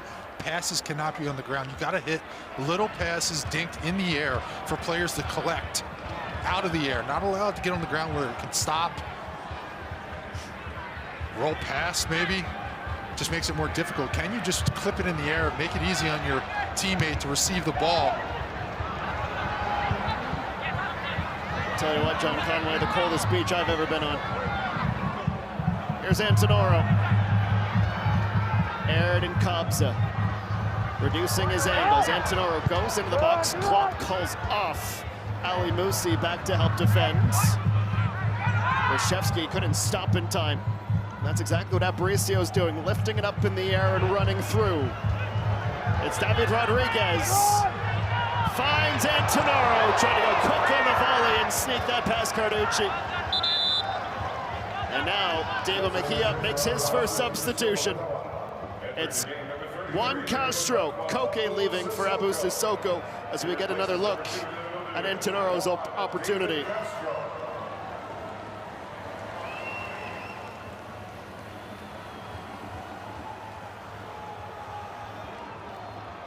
Veteran presence, Abu Sissoko. It's been so hard to crack into this midfield. Really, this 11 has been almost unchangeable. And Koke in his first season has really left an impact on this Atlético Ottawa side.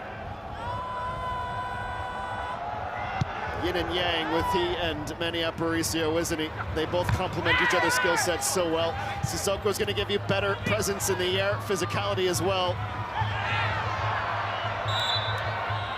Foul against Cavalry, and Warshevsky is asking the question, how? Just bodies banging into each other all over the pitch right now. The ball gets caught up in the snow. Defenders are able to recover. Attackers are trying to recover, and it's just adding to the collisions.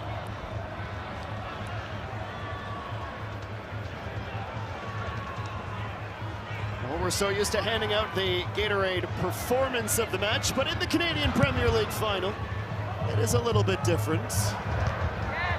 We will have the finals MVP fueled by Gatorade as a part of today's post-match ceremonies. Stay tuned after the final whistle. We'll find out who will win the last awards before the North Star Cup.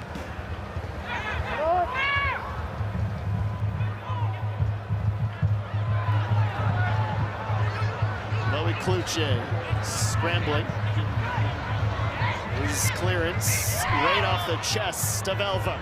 That's unrelenting play from Shamit Shom, who thought he was fouled, to get that out wide to Musi. Musi caught that on the sweet spot. It sat up well. Shom with another under the radar touch. He's just doing such a fabulous job managing the snow. Gareth Wheeler joking with the league at the awards the other day that he should be presented with the steel boot, John, for playing so many matches and not getting his goal. I believe it's 125, if not 130 for Shamit Shom. He does all the right things in the Cavalry midfield.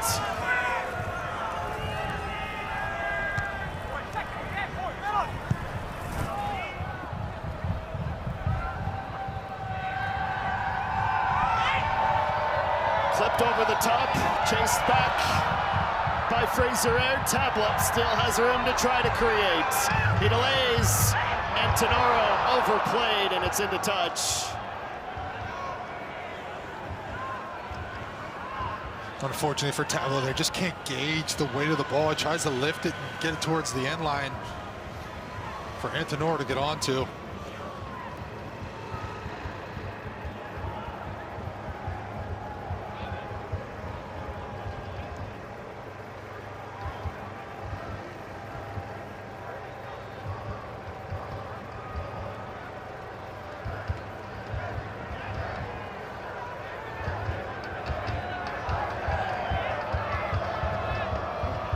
Calgarian captain Marco Carducci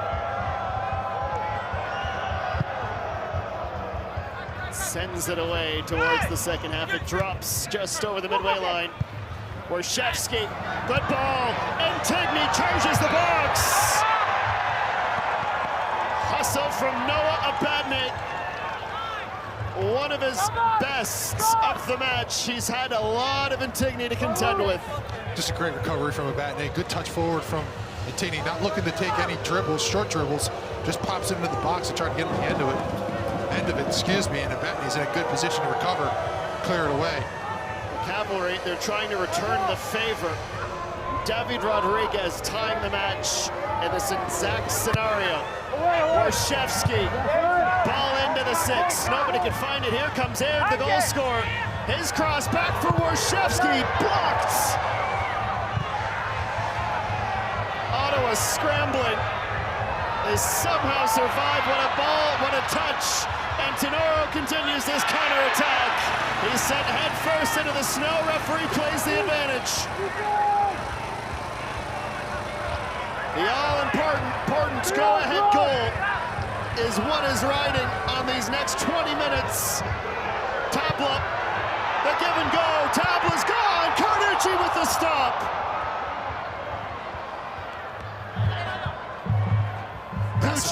Massive moment there for Carducci. Great job coming out and being big. Substitutes Sissoko over the top. Sorry, Johnny goes just too far in front of Tabla. Well, excellent work there from Marco Carducci. Great decision to come out and be big. Ball's over the top, comes out, can't get to it, but stays, plants his feet, and just in a good position to block. Really good job there from the veteran goalkeeper Carducci. Big moment there for Ottawa, and a big opportunity, but Carducci's up to the task.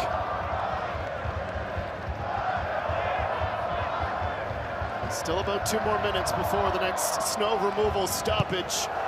Ottawa substitutes up and moving behind Marco Carducci. Cavalry doing the same behind Nate Ingham.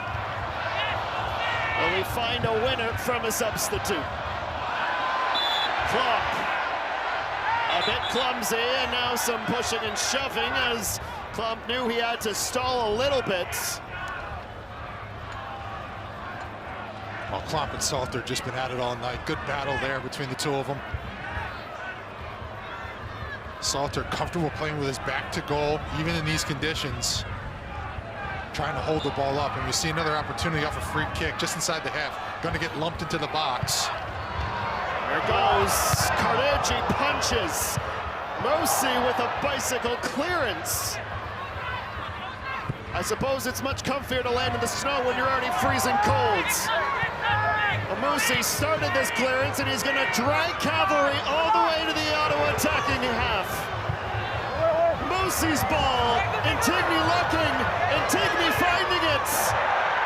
What defending, it's fabulous. Couldn't put a foot wrong and concede a second penalty.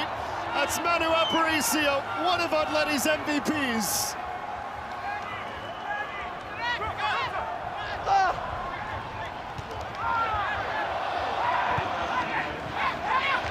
Here's Warshevsky.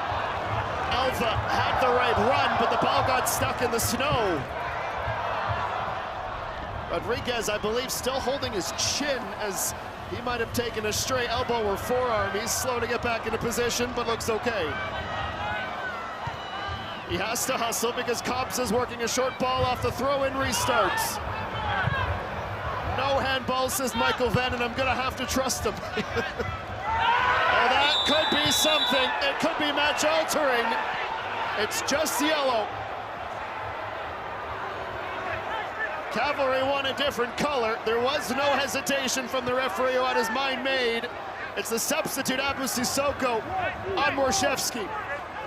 Sissoko just in the match and is late. Warshevsky does a really good job of fighting for that ball. Gets his foot out just in front of Sissoko. Sissoko trying to find his footing in this match, coming in as a sub. Picks up a yellow card. So while Cavalry design a free kick on one end, the shovels are out on the other.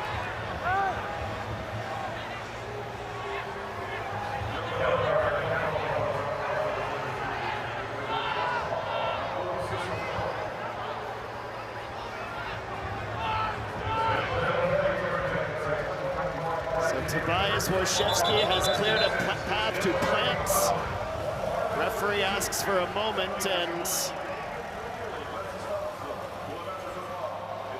before the free kick can be taken, it looks like we're going to have the snow removal crew come out on the other side of the pitch as well. I don't think anyone will mind. This could be the moment of the second half.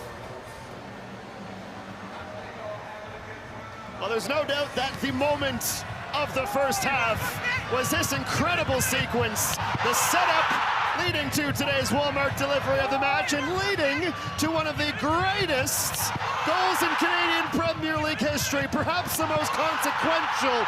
And I say that as the announcer that called an Olympico in extra time a couple of years ago.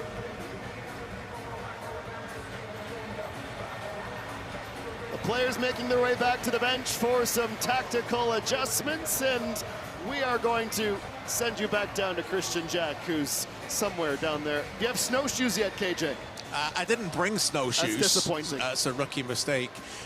So no, here's what I can tell you. There's another gap here for 75 so to clear the field.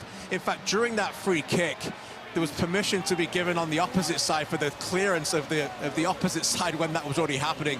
The Atlético Ottawa bench didn't like that. There was someone who was blocking their goal, but the officials were basically saying the moment the free kick was over, they were going to call for this gap.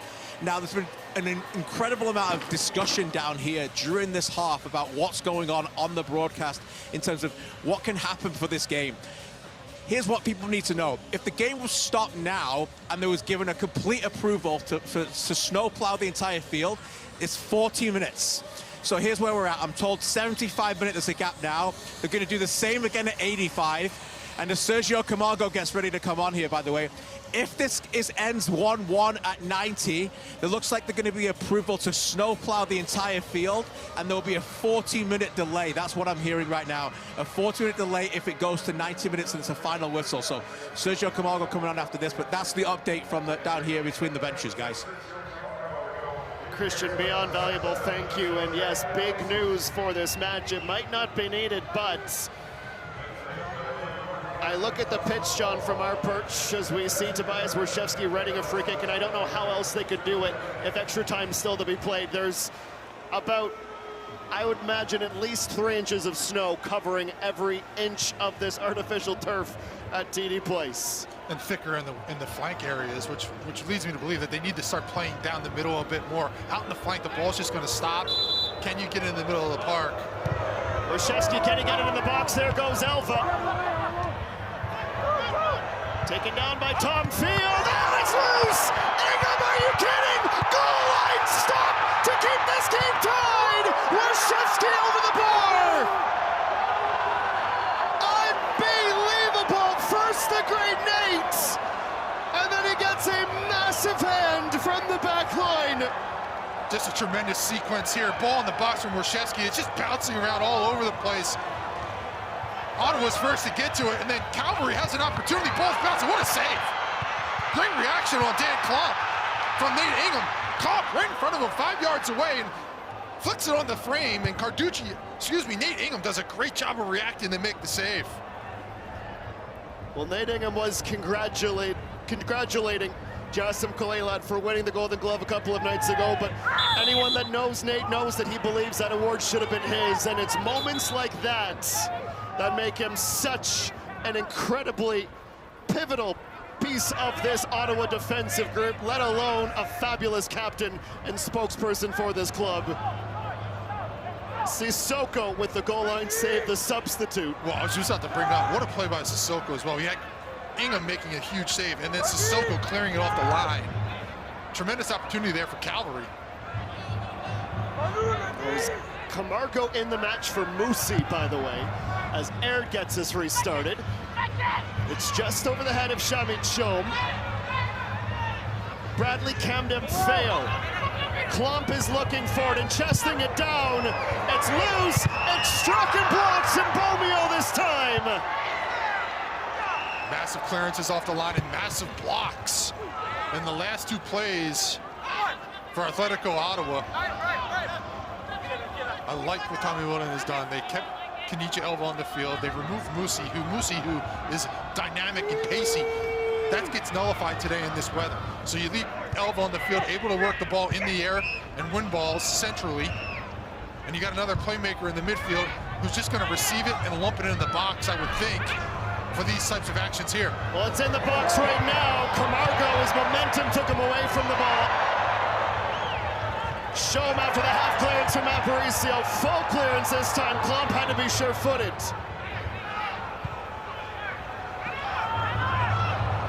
Eric Kobza for Camargo. Warshevsky, it goes through his legs.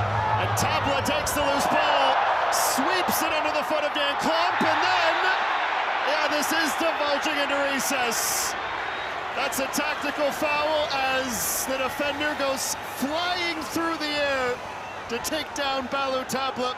Shom really earned that one. Well, a tremendous move from Tabla there to avoid Klomp. And then he had space to go and run, and Shom comes in and just wraps him up around the waist like he's making an open field tackle. This is what you're going to see a lot of here as we get late into this match. Any restart, ball is just going to be lumped into the box. Defensively, you got to be sound, clear your lines. Offensively, be ready for anything. Loose balls, second balls. Cavalry's defenders stand their ground. 83rd minute of the 2025 CPL final. Fraser Aird from the spot. David Rodriguez from his dreams has made this 1-1. And with every passing minutes, the stakes get higher as the snow does the same, piling up. Interesting to note as well, John, that we're seeing Elva. I know he's on the third or fourth phase of this free kick, but he's helping out back there as well, deeper, almost in Gerasimenkov's left back area. Klomp, well, he gets it wide, but at what cost? Camden fail. Excellent tackle on Salter, careful not to foul. Rodriguez wanted that to come to his feet.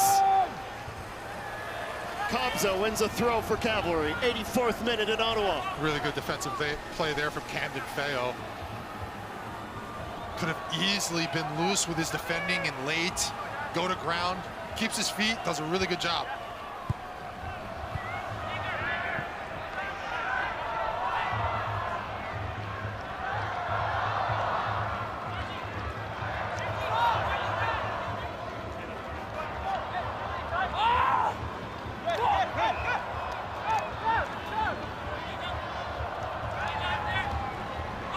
Unbelievable from the Atlético Ottawa supporters who are huddled together for warmth, singing and dancing, trying to help guide their team to a victory.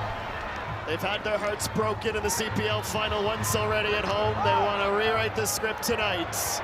Down to the touchline comes Kevin Dos Santos. I mean, it's up to their shins out there now, the defenders. Warshevsky preemptively slides and gets on the ball first.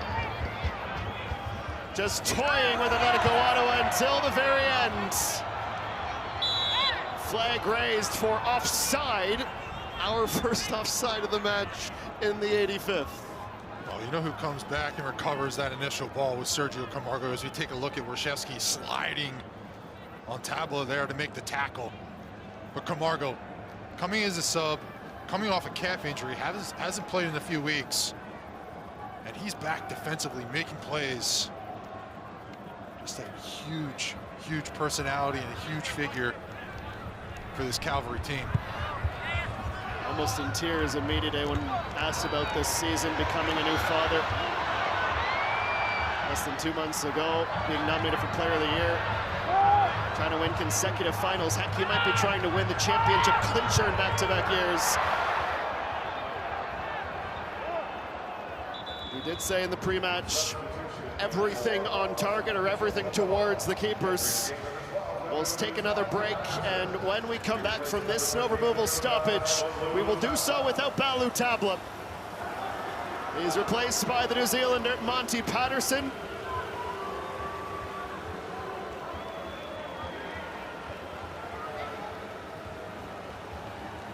The Kiwi comes in, and I beg your pardon, I was expecting a snow removal stoppage. I thought that's what the referee had gestured, but we play on.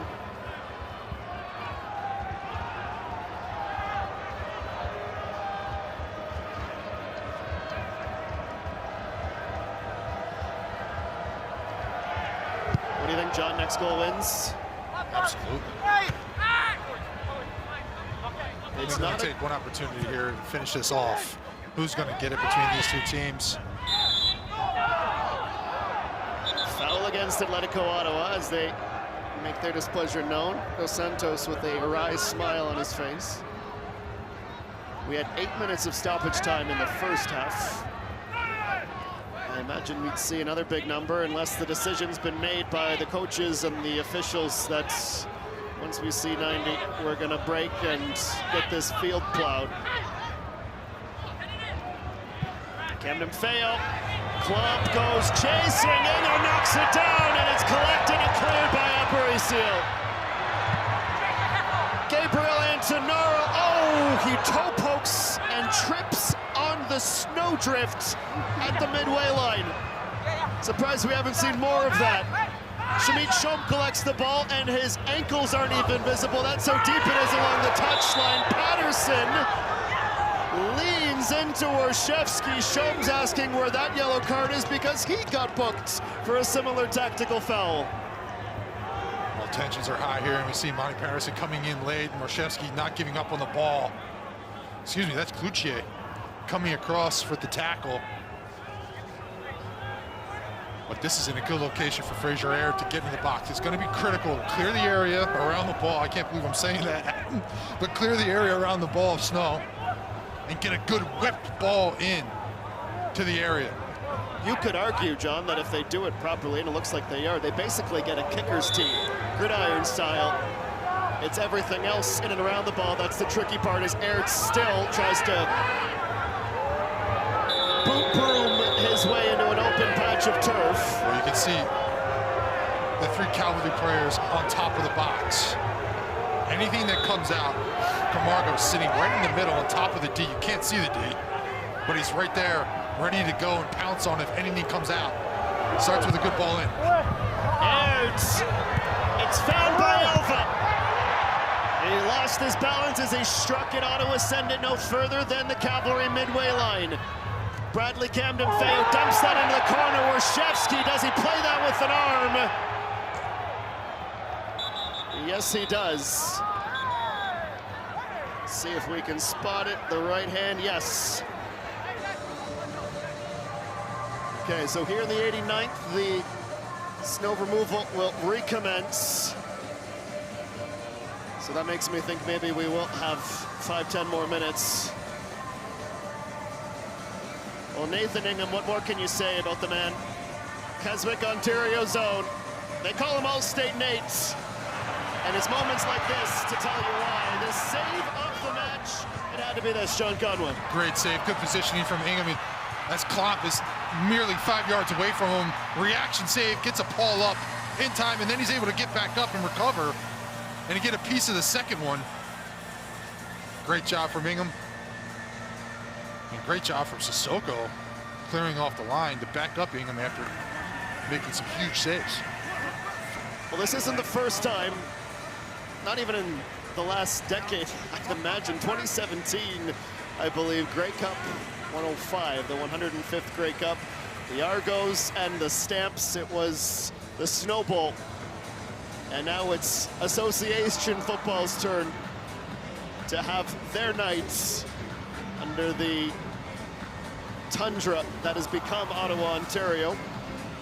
Heard from some folks today, John, that obviously this is a city that's used to snow, but someone was saying that they have a relative that does a snowplow company. I don't know if they got the contract for this job or not, but what they did say, it's the earliest that they had been called in 21 years to get the fleet ready. And again, because the clock doesn't stop for the snow removal, we have now entered stoppage time. It's halfway up the Derby Star ball. The initial indication was 6 additional minutes, and really the referee math is hard on a good day, John, as you well know, but even harder today. Would imagine we'll go for 5 more, and then we'll get the snowplows out if we don't have a championship clincher. Patterson comes to receive, couldn't get to the line in time.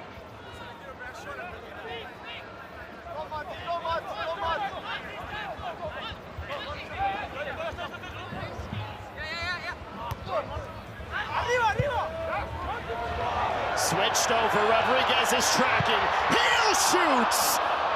A thunderous left-footed strike. Doesn't make Carducci dive. Great ball over the top, direct, and a tremendous first touch from Rodriguez trying to set this up. Can't wrap his left foot around it and then eats a bunch of snow as he slides after the shot.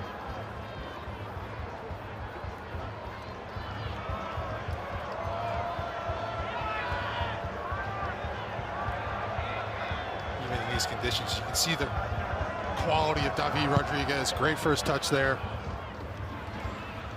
Several times during this match, is able to get on the ball, complete a pass, complete a couple dribbles. So tough in these conditions. Camargo back disrupting and doing that effectively. Cavalry once again in control. This is the 3rd minute of second half stoppage time. It is presented by Burnbrae Farms. There goes Warshevsky. Couldn't play that around Antonoro, who saved it, only to immediately send it into touch moments later.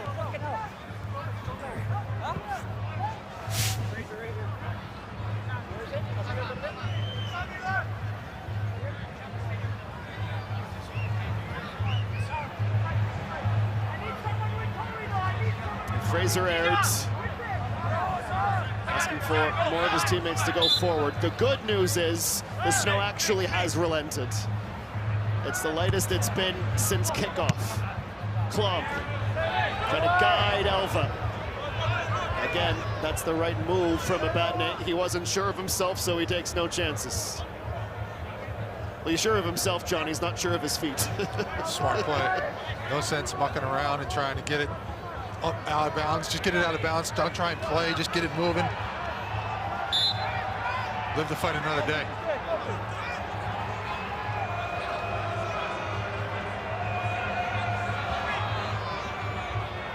Fraser Aird being cheered by the Ottawa supporters. They deserve so much credit for helping make this atmosphere what it's been tonight. Cops up, keeps that cross in. It's off the back of Elva. Shome called off by Klopp, who hangs up a tempting ball. Abatne's header. Cobb's on the second effort. Swarshevsky thought about another overhead, but we'll never know as the whistle for a foul brings the play to a halt. See a replay here of this contact. Swarshevsky looks to receive. Foul is called. Every time I see the ball hit the ground, though, you're losing like half the ball with the amount of snow that's on the pitch. They have to come out once we get through this 90 minutes and plow this. We don't have a winner here. Well, Antigone kept his arms by his hips. Ottawa still think that should have been a handball. Antigone's the player off to the races now, and it's a great move into the box. I can't imagine there's anything more frustrating than an attacking winger than that. Tackled by the snow, not the defender. Patterson and Kobza come together. Eric slow to his feet, but up. Cloutier redirecting that away from Kanija Alva as Gabby Antonoro locates David Rodriguez. Ertz sends back the first pass. On the second attempt, it reaches D-Rod. 1v1 defending Fraser Ertz. Careful not to foul. Rodriguez flung himself forward. There was contact, but he really oversold it, and that's why he didn't get his penalty. Here's Camargo. Lays that off. Alva sends it ahead. Antigone. At least he kept Mbomio on the ground if he didn't win his header. Patterson's gone as we're down to the final 30 seconds of stoppage time. Camden Faya with the block, can't get there though to prevent the corner. Set piece to defend, we get a look at that shout for penalty. Rodriguez tries to slip in between Aird and the ball, but Aird does recover. I don't see a foul there. Rodriguez oversells it.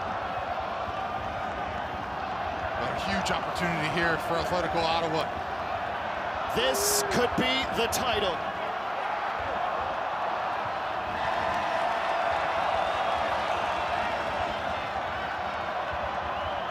Out-swinging corner. The header to the top of the six. More shouts for penalty.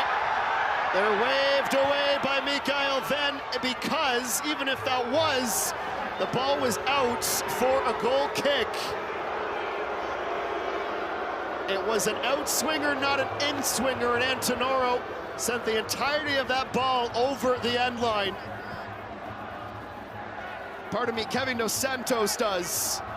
And credit to the assistant referee, Graham Forsyth, for spotting that and raising his flag.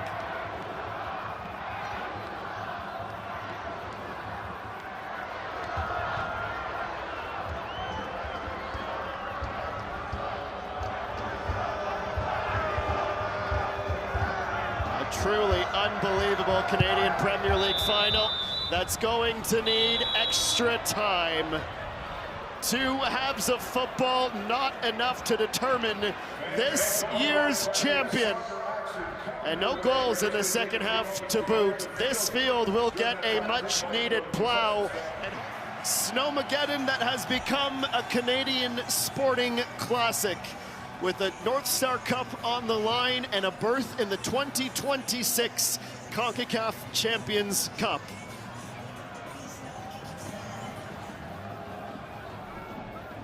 They have piled back into Section W, these fabulous Atlético Ottawa supporters, and you know that the taps are flowing at the various watch parties in Calgary, Alberta. Both cities that want nothing more than to see their club crowned a champion. For Ottawa in particular, the Red Blacks did the job a few years ago, but this city with such a great sporting scene, they're hungry for more.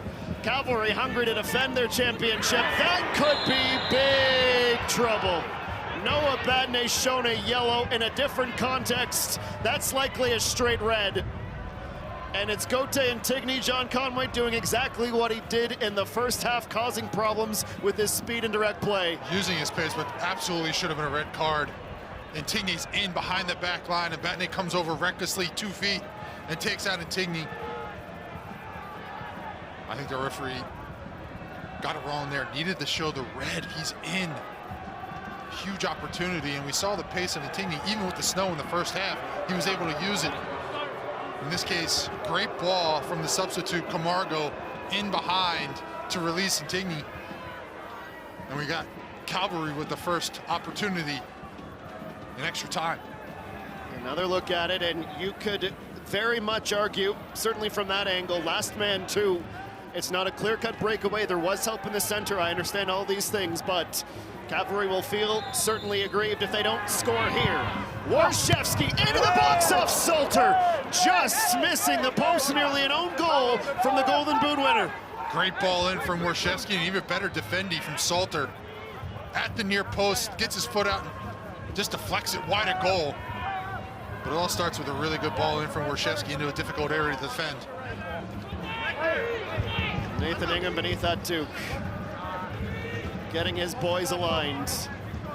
It will be Fraser Aird to deliver a right-footed out-swinging corner with 7 teammates in the box. Aird to the near post, Antonoro redirects it. Gutierrez fires a shot into traffic. Now this was an important moment for Sergio Camargo, helping out defensively to prevent a breakaway for David Rodriguez. Abu Sissoko, a stand-up tackle on Warshevsky, already seeing some issues with the stopping, starting, and changes of direction. A beautiful layoff from Warshevsky to Intigne. Gutierrez perhaps caught a bit ball watching. These are just the first 2.5 minutes of his shifts. Dan Klump controls the ball away from Monty Patterson. Worthy of note as well, both of these managers will be offered another substitution, so they could roll through their entire outfield reserves if they wish. Eric Kobza now playing center back. Callum Montgomery left out of the 18 today. So Tom Field, who has been brilliant in that position, now out, and Montgomery not available for selection. Bring up the extra substitute, Adam, and it's a good point to bring up at this time of the game is if this does go to penalties, they need to start getting the guys that they want on the field to be able to take those penalties. So we'll see some movement if it's still tied later on in this 30 minutes. Some true superstars off the pitch. Balu Tabla, Ali Musi, helplessly watching from the bench.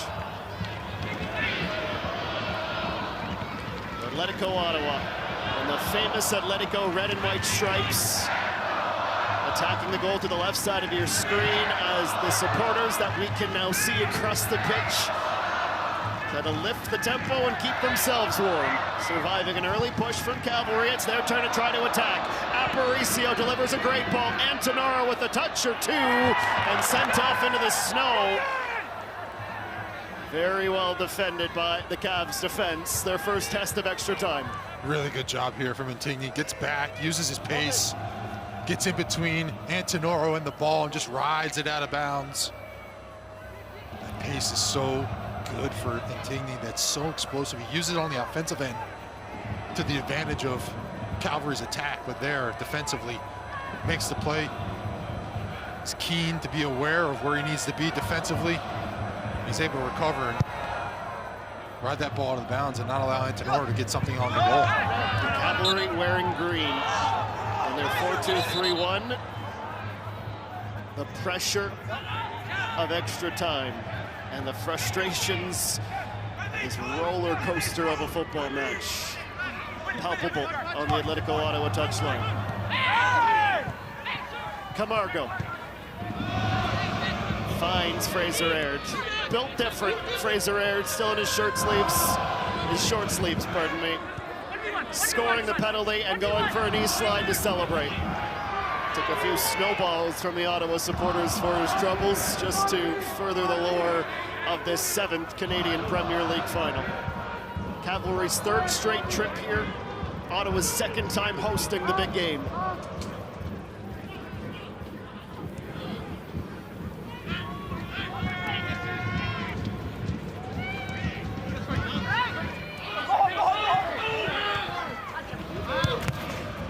Gutierrez couldn't find a way through.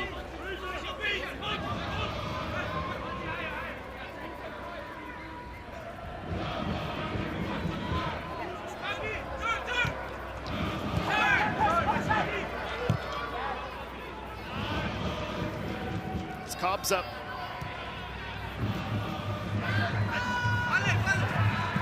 and Feo out-positions his man and wins the throw for Cavalry. Aparicio, great job on the steal. Salter, the 2025 Golden Boots winner. No entrance to the attacking third. It's another great steal from Camargo. Watch Antigone making the overlap. Alva didn't necessarily like the angle and says possession is better than a forced pass.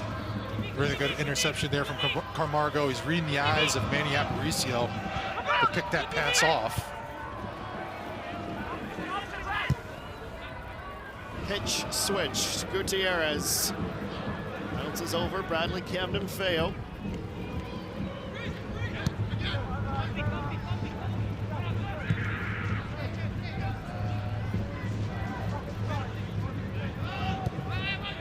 Dan Klump, a mid-season acquisition, his second stint with Cavalry. He was a huge reason they won last year. Alva's off to the races, and Bomio throws himself in harm's way and might have been helped along to the floor by Elva. The referees decided that's a foul. Well, Bomio's long legs come in key here as he reaches back to clear this ball away. Elva tries to use his pace to get around. Ends up fouling Bomio.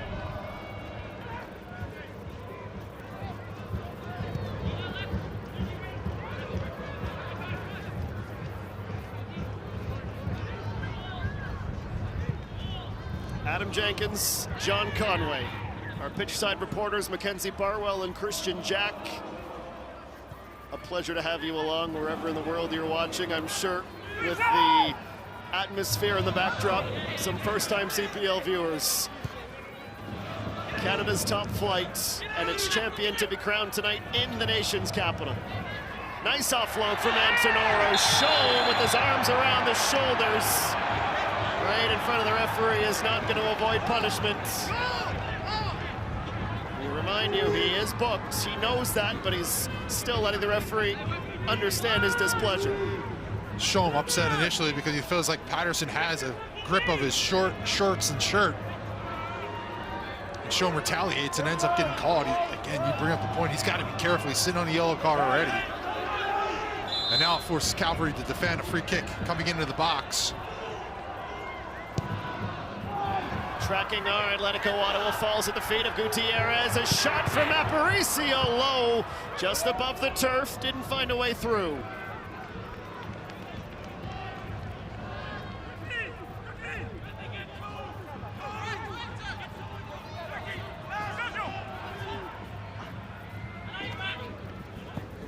Down towards the corner flags and the snow drifts. Selter turns, Cobbs up.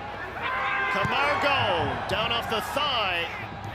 Ottawa thought it was off the hand. They will argue and scream for every minor advantage they can with so much on the line. What footwork. It's Antonoro. Half tackle, driven into the box. Michael Venn emphatically says no, no, no. Cross that gets in. Kobza had to be there. Rodriguez drives at Camden, tackled. Antonoro, Aparicio, the Ottawa supporters roar.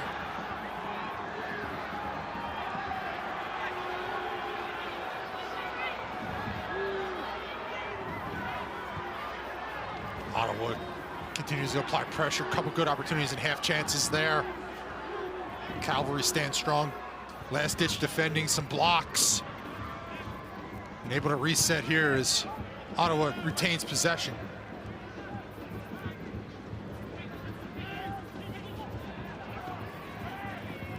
Abadne. How different does extra time feel if he's sent off for that tackle earlier on Antigone? The young stars of this Canadian Premier League, of which there are many, certainly of the Canadian variety. You stood out. Dos Santos. Tasty ball. Klomp did his job.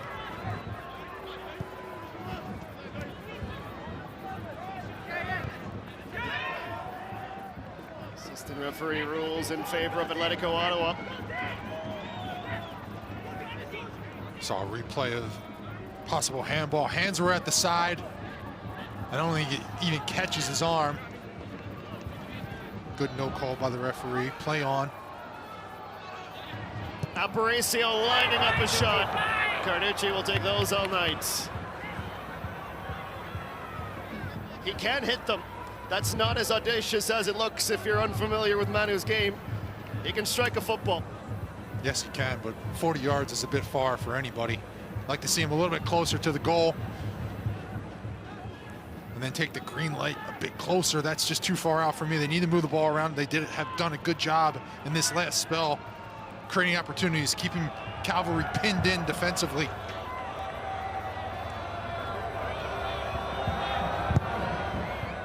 Carducci restarts. Camargo meets it with his forehead. Gutierrez for Shom, heavy touch. Now Aparicio through the gap. Carducci's out. Ottawa screaming at the referee for every believed infraction. You can tell that this is a home side feeling the pressure.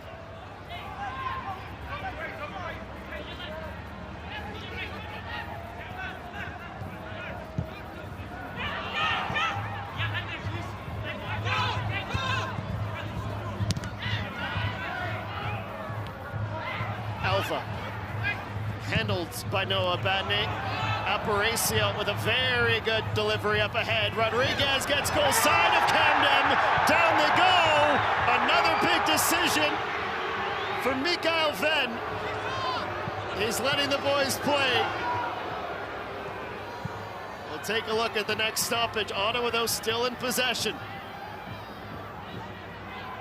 Just 2 minutes remaining in this first half of extra time.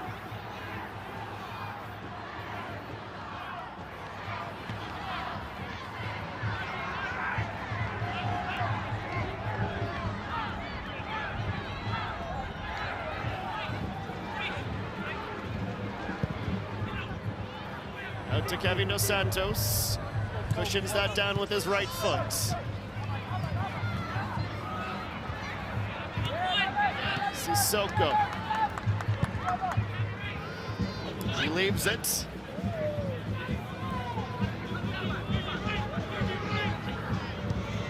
A super fast start from Cavalry to begin extra time, but it's been all Ottawa since. Elva jousting with Loic Cloutier. Nice hustle from Aparicio to keep it away from Antigny.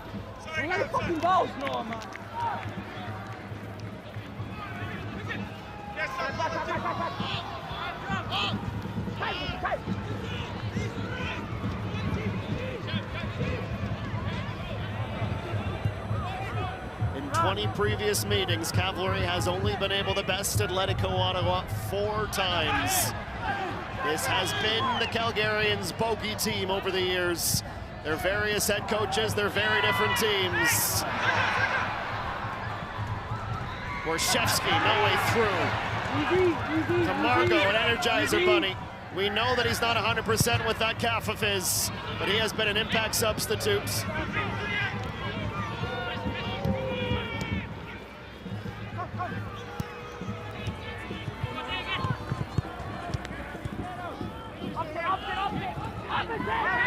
Shaw brings it back. It's last off Salter and out for a Cavalry throw.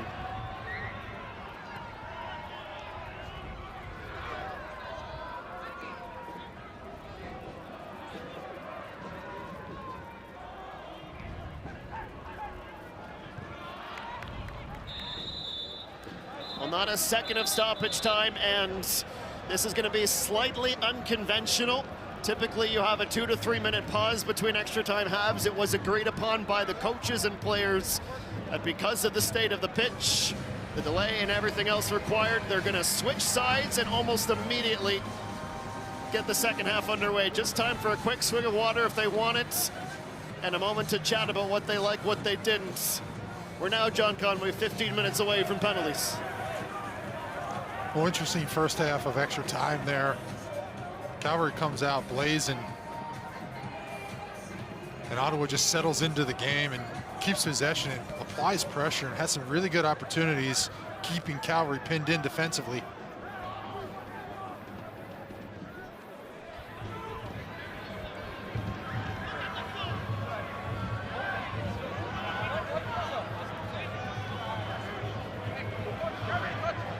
See a couple more substitutes being prepared by Tommy Wheeldon Jr. We spot Ayman Salouf and Michael Baldissimo.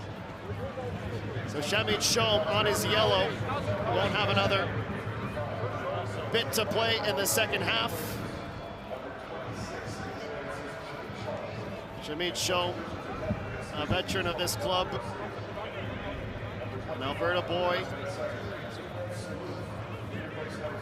He goes 105 minutes in this Canadian Premier League final. Khadija Elva is the other withdrawal for Ayman Salouf. Brought in by the Cavs before Intigne was necessarily acquired, as Tommy Wheeldon Jr. works so hard with the GM side of his job to find a bit more balance in the team. And for Salouf, he'd be the first to tell you that he hasn't had the impact that he'd like to play. Well, he's got a chance to be the biggest impact in the biggest game of the season for this Cavalry team. Warshevsky off the arm, right in front of the referee, blown for a handball. And what this also does is puts Warshevsky back up at the number 9. What this also does is send Atlético Ottawa the other way. They go quick on the restart. Rodriguez at the goal line, just enough from Carducci. Patterson drills it into traffic. 10-ball fire for Cavalry. No room for error, and they survive. What savvy play to restart so fast all the way down the pitch. Rodriguez almost created another moment of Ottawa magic. Ottawa on the doorstep, and a tremendous sliding tackle from the substitute Baldissimo.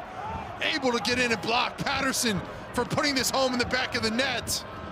Huge opportunity for Ottawa, but a tremendous defensive play. And Carducci gets just enough on that cross, otherwise it's a Salter tap-in, and that might have been the final. Captain Carducci comes up clutch. But Ottawa, they have been the aggressors in extra time. Rodriguez is down again, Carducci comes out, but Rodriguez chips him! David Rodriguez! What can't he do? Atlético Ottawa lead at home in this wildest of championship matches.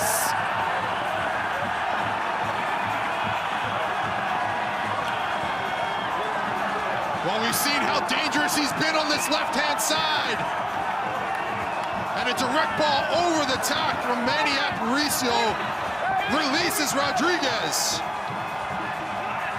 Calm, cool, and collected. He slips it past the goalkeeper, Marco Carducci.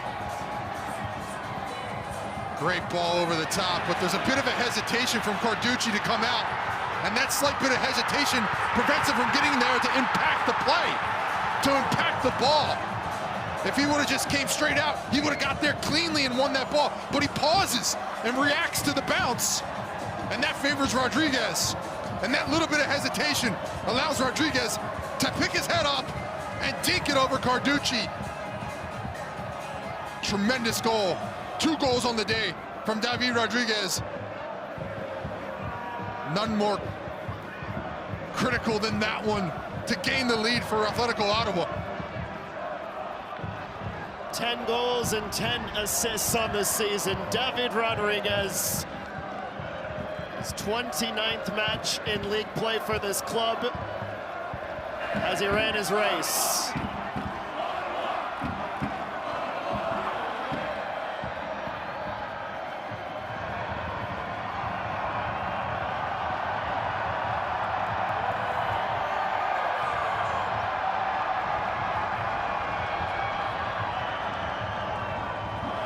They knew nothing but heartbreak the last time they hosted the final. They just didn't have the guns. They've retooled Atlético Ottawa. They've invested in their local talent and in Canadian talent. And David Rodriguez being helped off the pitch right now, but you could not have asked for anything more as he salutes the crowd on his way out. If they hang on for this victory, they might be able to start erecting the statue of D-Rod. And how about this for a moment as well? Replacing him in his final match as a professional footballer is the 40-year-old Alberto Zapater. Can Cavalry spoil the party? Camargo's in pursuit of the ball.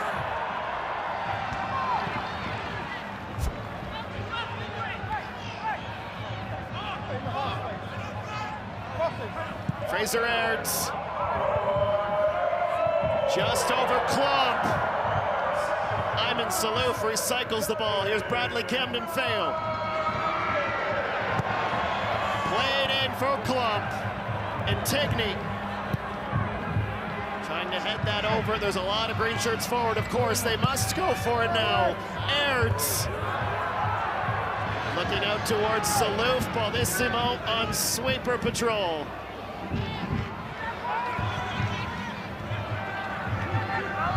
Minutes and perhaps a couple more tacked on after the Rodriguez treatment and subsequent substitution.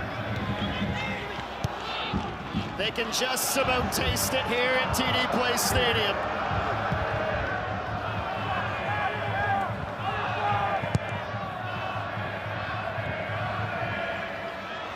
Warshevsky.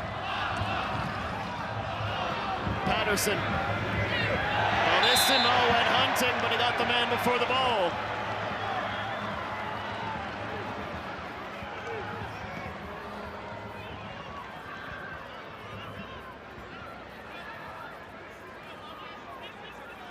Ottawa withstanding the initial push from Cavalry here, trying to come back into this game.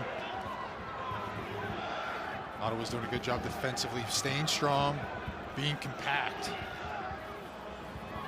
And now we're able to take some time off the clock. Salter soars through the air. Salouf looks to Camden-Feo and Bomeo with a nice pinch. Patterson will chase it, runs out of real estate though, and ends up in the snowdrift.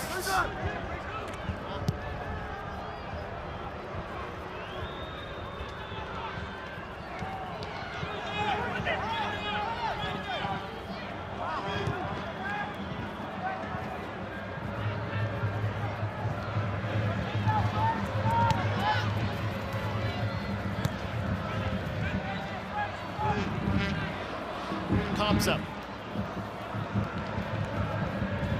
3-2-5 Cavalry are playing.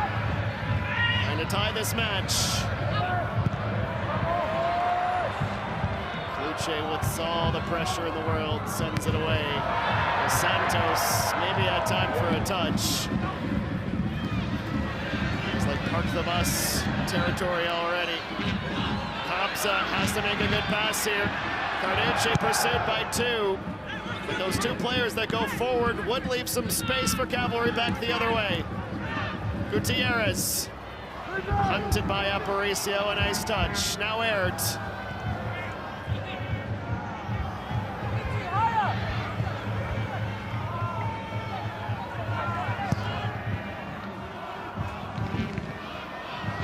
Cobbs up. Warshevsky.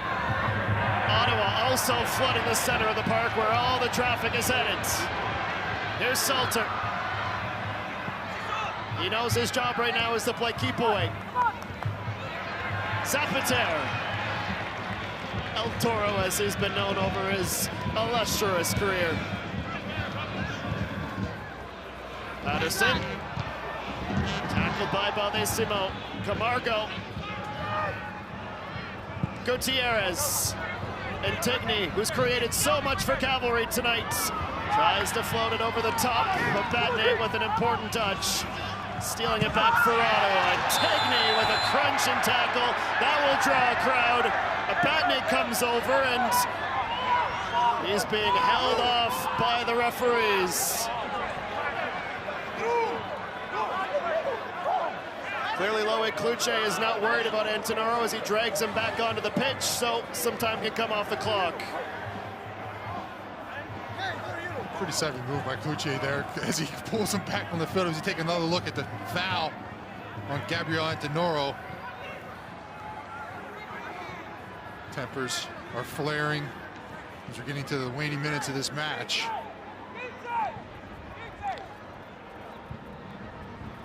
Always a war of words between these two supporters groups. The Ottawa supporters have affectionately renamed Cavalry's home from Atco Field to ATO Field because of the success they've had in Calgary over the years. There's been matches where Tommy Wheeldon Jr. has shushed the supporters. Will Ottawa tonight think that they might have the last laugh? But what we know for certain, regardless of the results, is if there was any doubt before, this is a fully fledged rivalry now. And David Rodriguez has left a lasting mark on this final. The Volkswagen moment of the match. Carducci had to pick, come out, try to make himself big. The left-footed chip, and look what it means to Diego Mejia and the Ottawa supporters. Well, what a moment there from David Rodriguez. Great finish. But as I look at that replay again, we talked before the game about decision-making from the goalkeepers, and that was more towards their handling, what they want to do. In this case, Carducci hesitates before he comes out and then decides to go. I think as soon as he hesitated, because that ball's going away from his goal mouth and going towards the corner flag, he just needs to stay home. Just stay home. Gives his team a chance to recover, and it's away from your goal, and instead he comes out late and makes the decision easy for Rodriguez to dink it over him.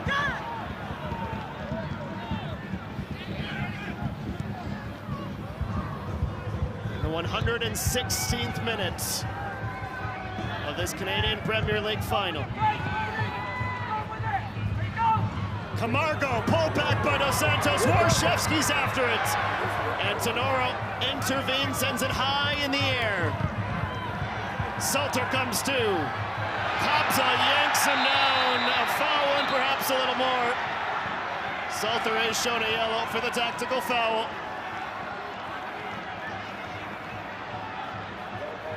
Oh, what a great first touch. Watch the first touch here.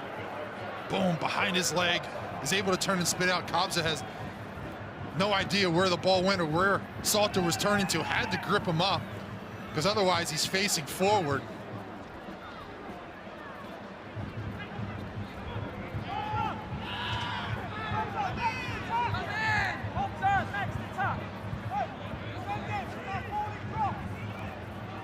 Ottawa have only used 3 substitutions, and they get the extra window, so they have one more if they want to. Substitute still warming up behind Marco Carducci's goal. More precious time, they work off the clock. Aparicio saying that's a corner. He's overruled by the assistant referee, and Cavalry know it's go time.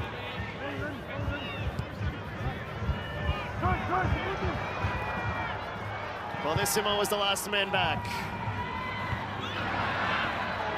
Camargo. Warshevsky. Cavalry want a foul. They're not going to get it. It's Patterson into the sternum of the German forward.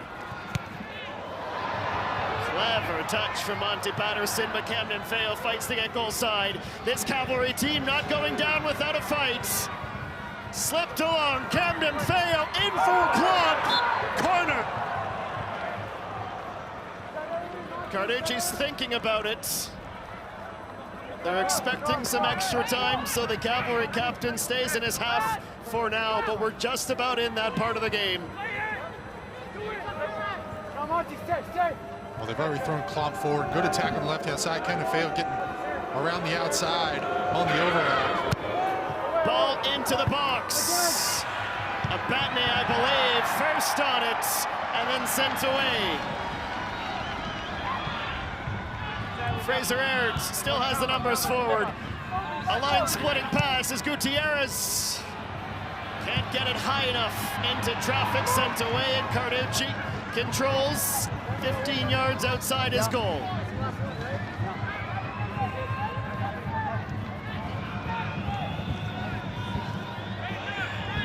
Ottawa submit their paperwork for their final substitution as we near minute 120. Ottawa doing a good job here of preventing Cavalry from getting balls into the box, stepping out when they can. Because at this point, Cavalry needs to get balls into the box, live off the second balls, and a missed clears from Ottawa. Airds, good-looking cross. Nate tries to claim it. Here's the follow-up, drilled at the keeper, spilled. Thompson doesn't get there in time. And no path of resistance for Monty Patterson as the Kiwi charges back into the Cavalry half. Was that Cavalry's final big chance? They now have to strip Ottawa back of the ball. That will help them. Basically gifted back under very little pressure. Gets past Klomp and Bomio. Sure-footed under pressure from Sergio Camargo. Aparicio chooses territory over possession. Cavalry have to build from their defensive third.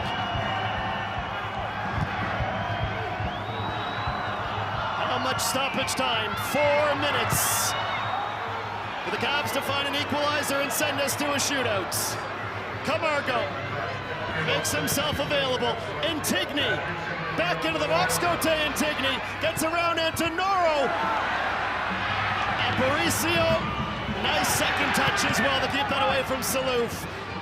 Well-read moment from Fraser Aird. Salouf, that's not the ball that Intigne needed.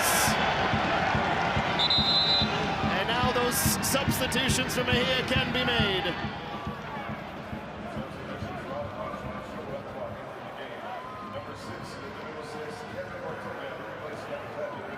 Well, Nate coming out strong, 2-fist punch, but smart play was able to get up and recover and deal with that ball. Just trickle away from him.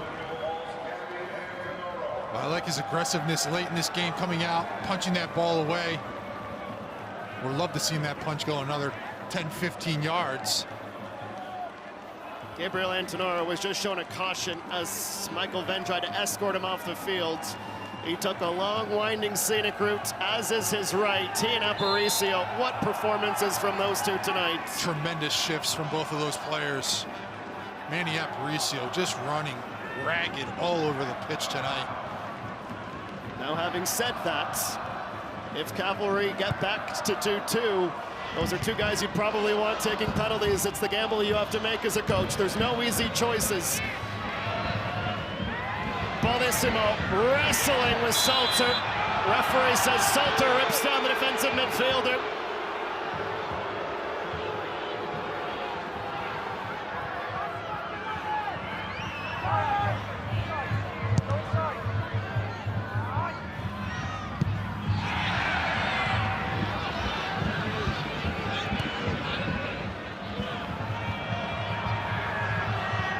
Second time Cavalry find themselves in extra time in a CPL final. That night in Hamilton, they took the lead and then took 2 in a row. They weren't able to get back to level footing. Can they rewrite history tonight, or has this brilliant Atlético Ottawa side taken the North Star Cup away from the champs?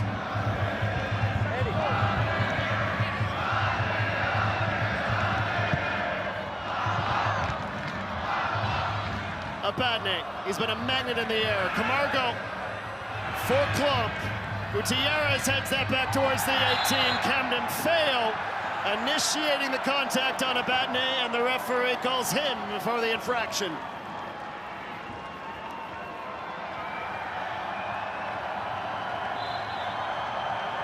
Camden Feo and Mbomio in a war of words. This suits Ottawa just fine.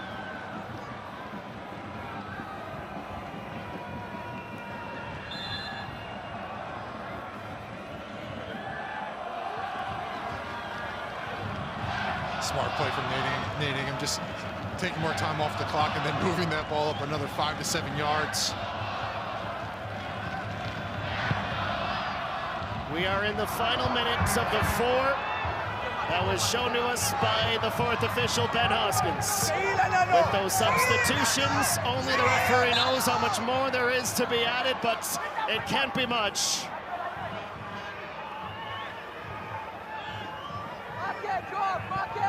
A Canadian Premier League final without parallel. Does it have one more twist? Comes up. created that cape. Orszewski has nowhere to go. Baldissimo with the spot. Carducci starts to make his way towards the attacking half. Baldissimo. Klopp goes ahead. Ingham makes the catch and leaves no crumbs. Atlético Ottawa, and a season of the utmost redemption, have gotten their second shot of the North Star Cup, and tonight they will hoist it at TD Place.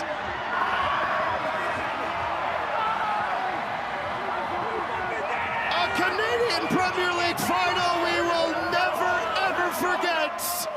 Through the blizzard, it's Atleti who stand atop the mountain and are your Canadian Premier League champions.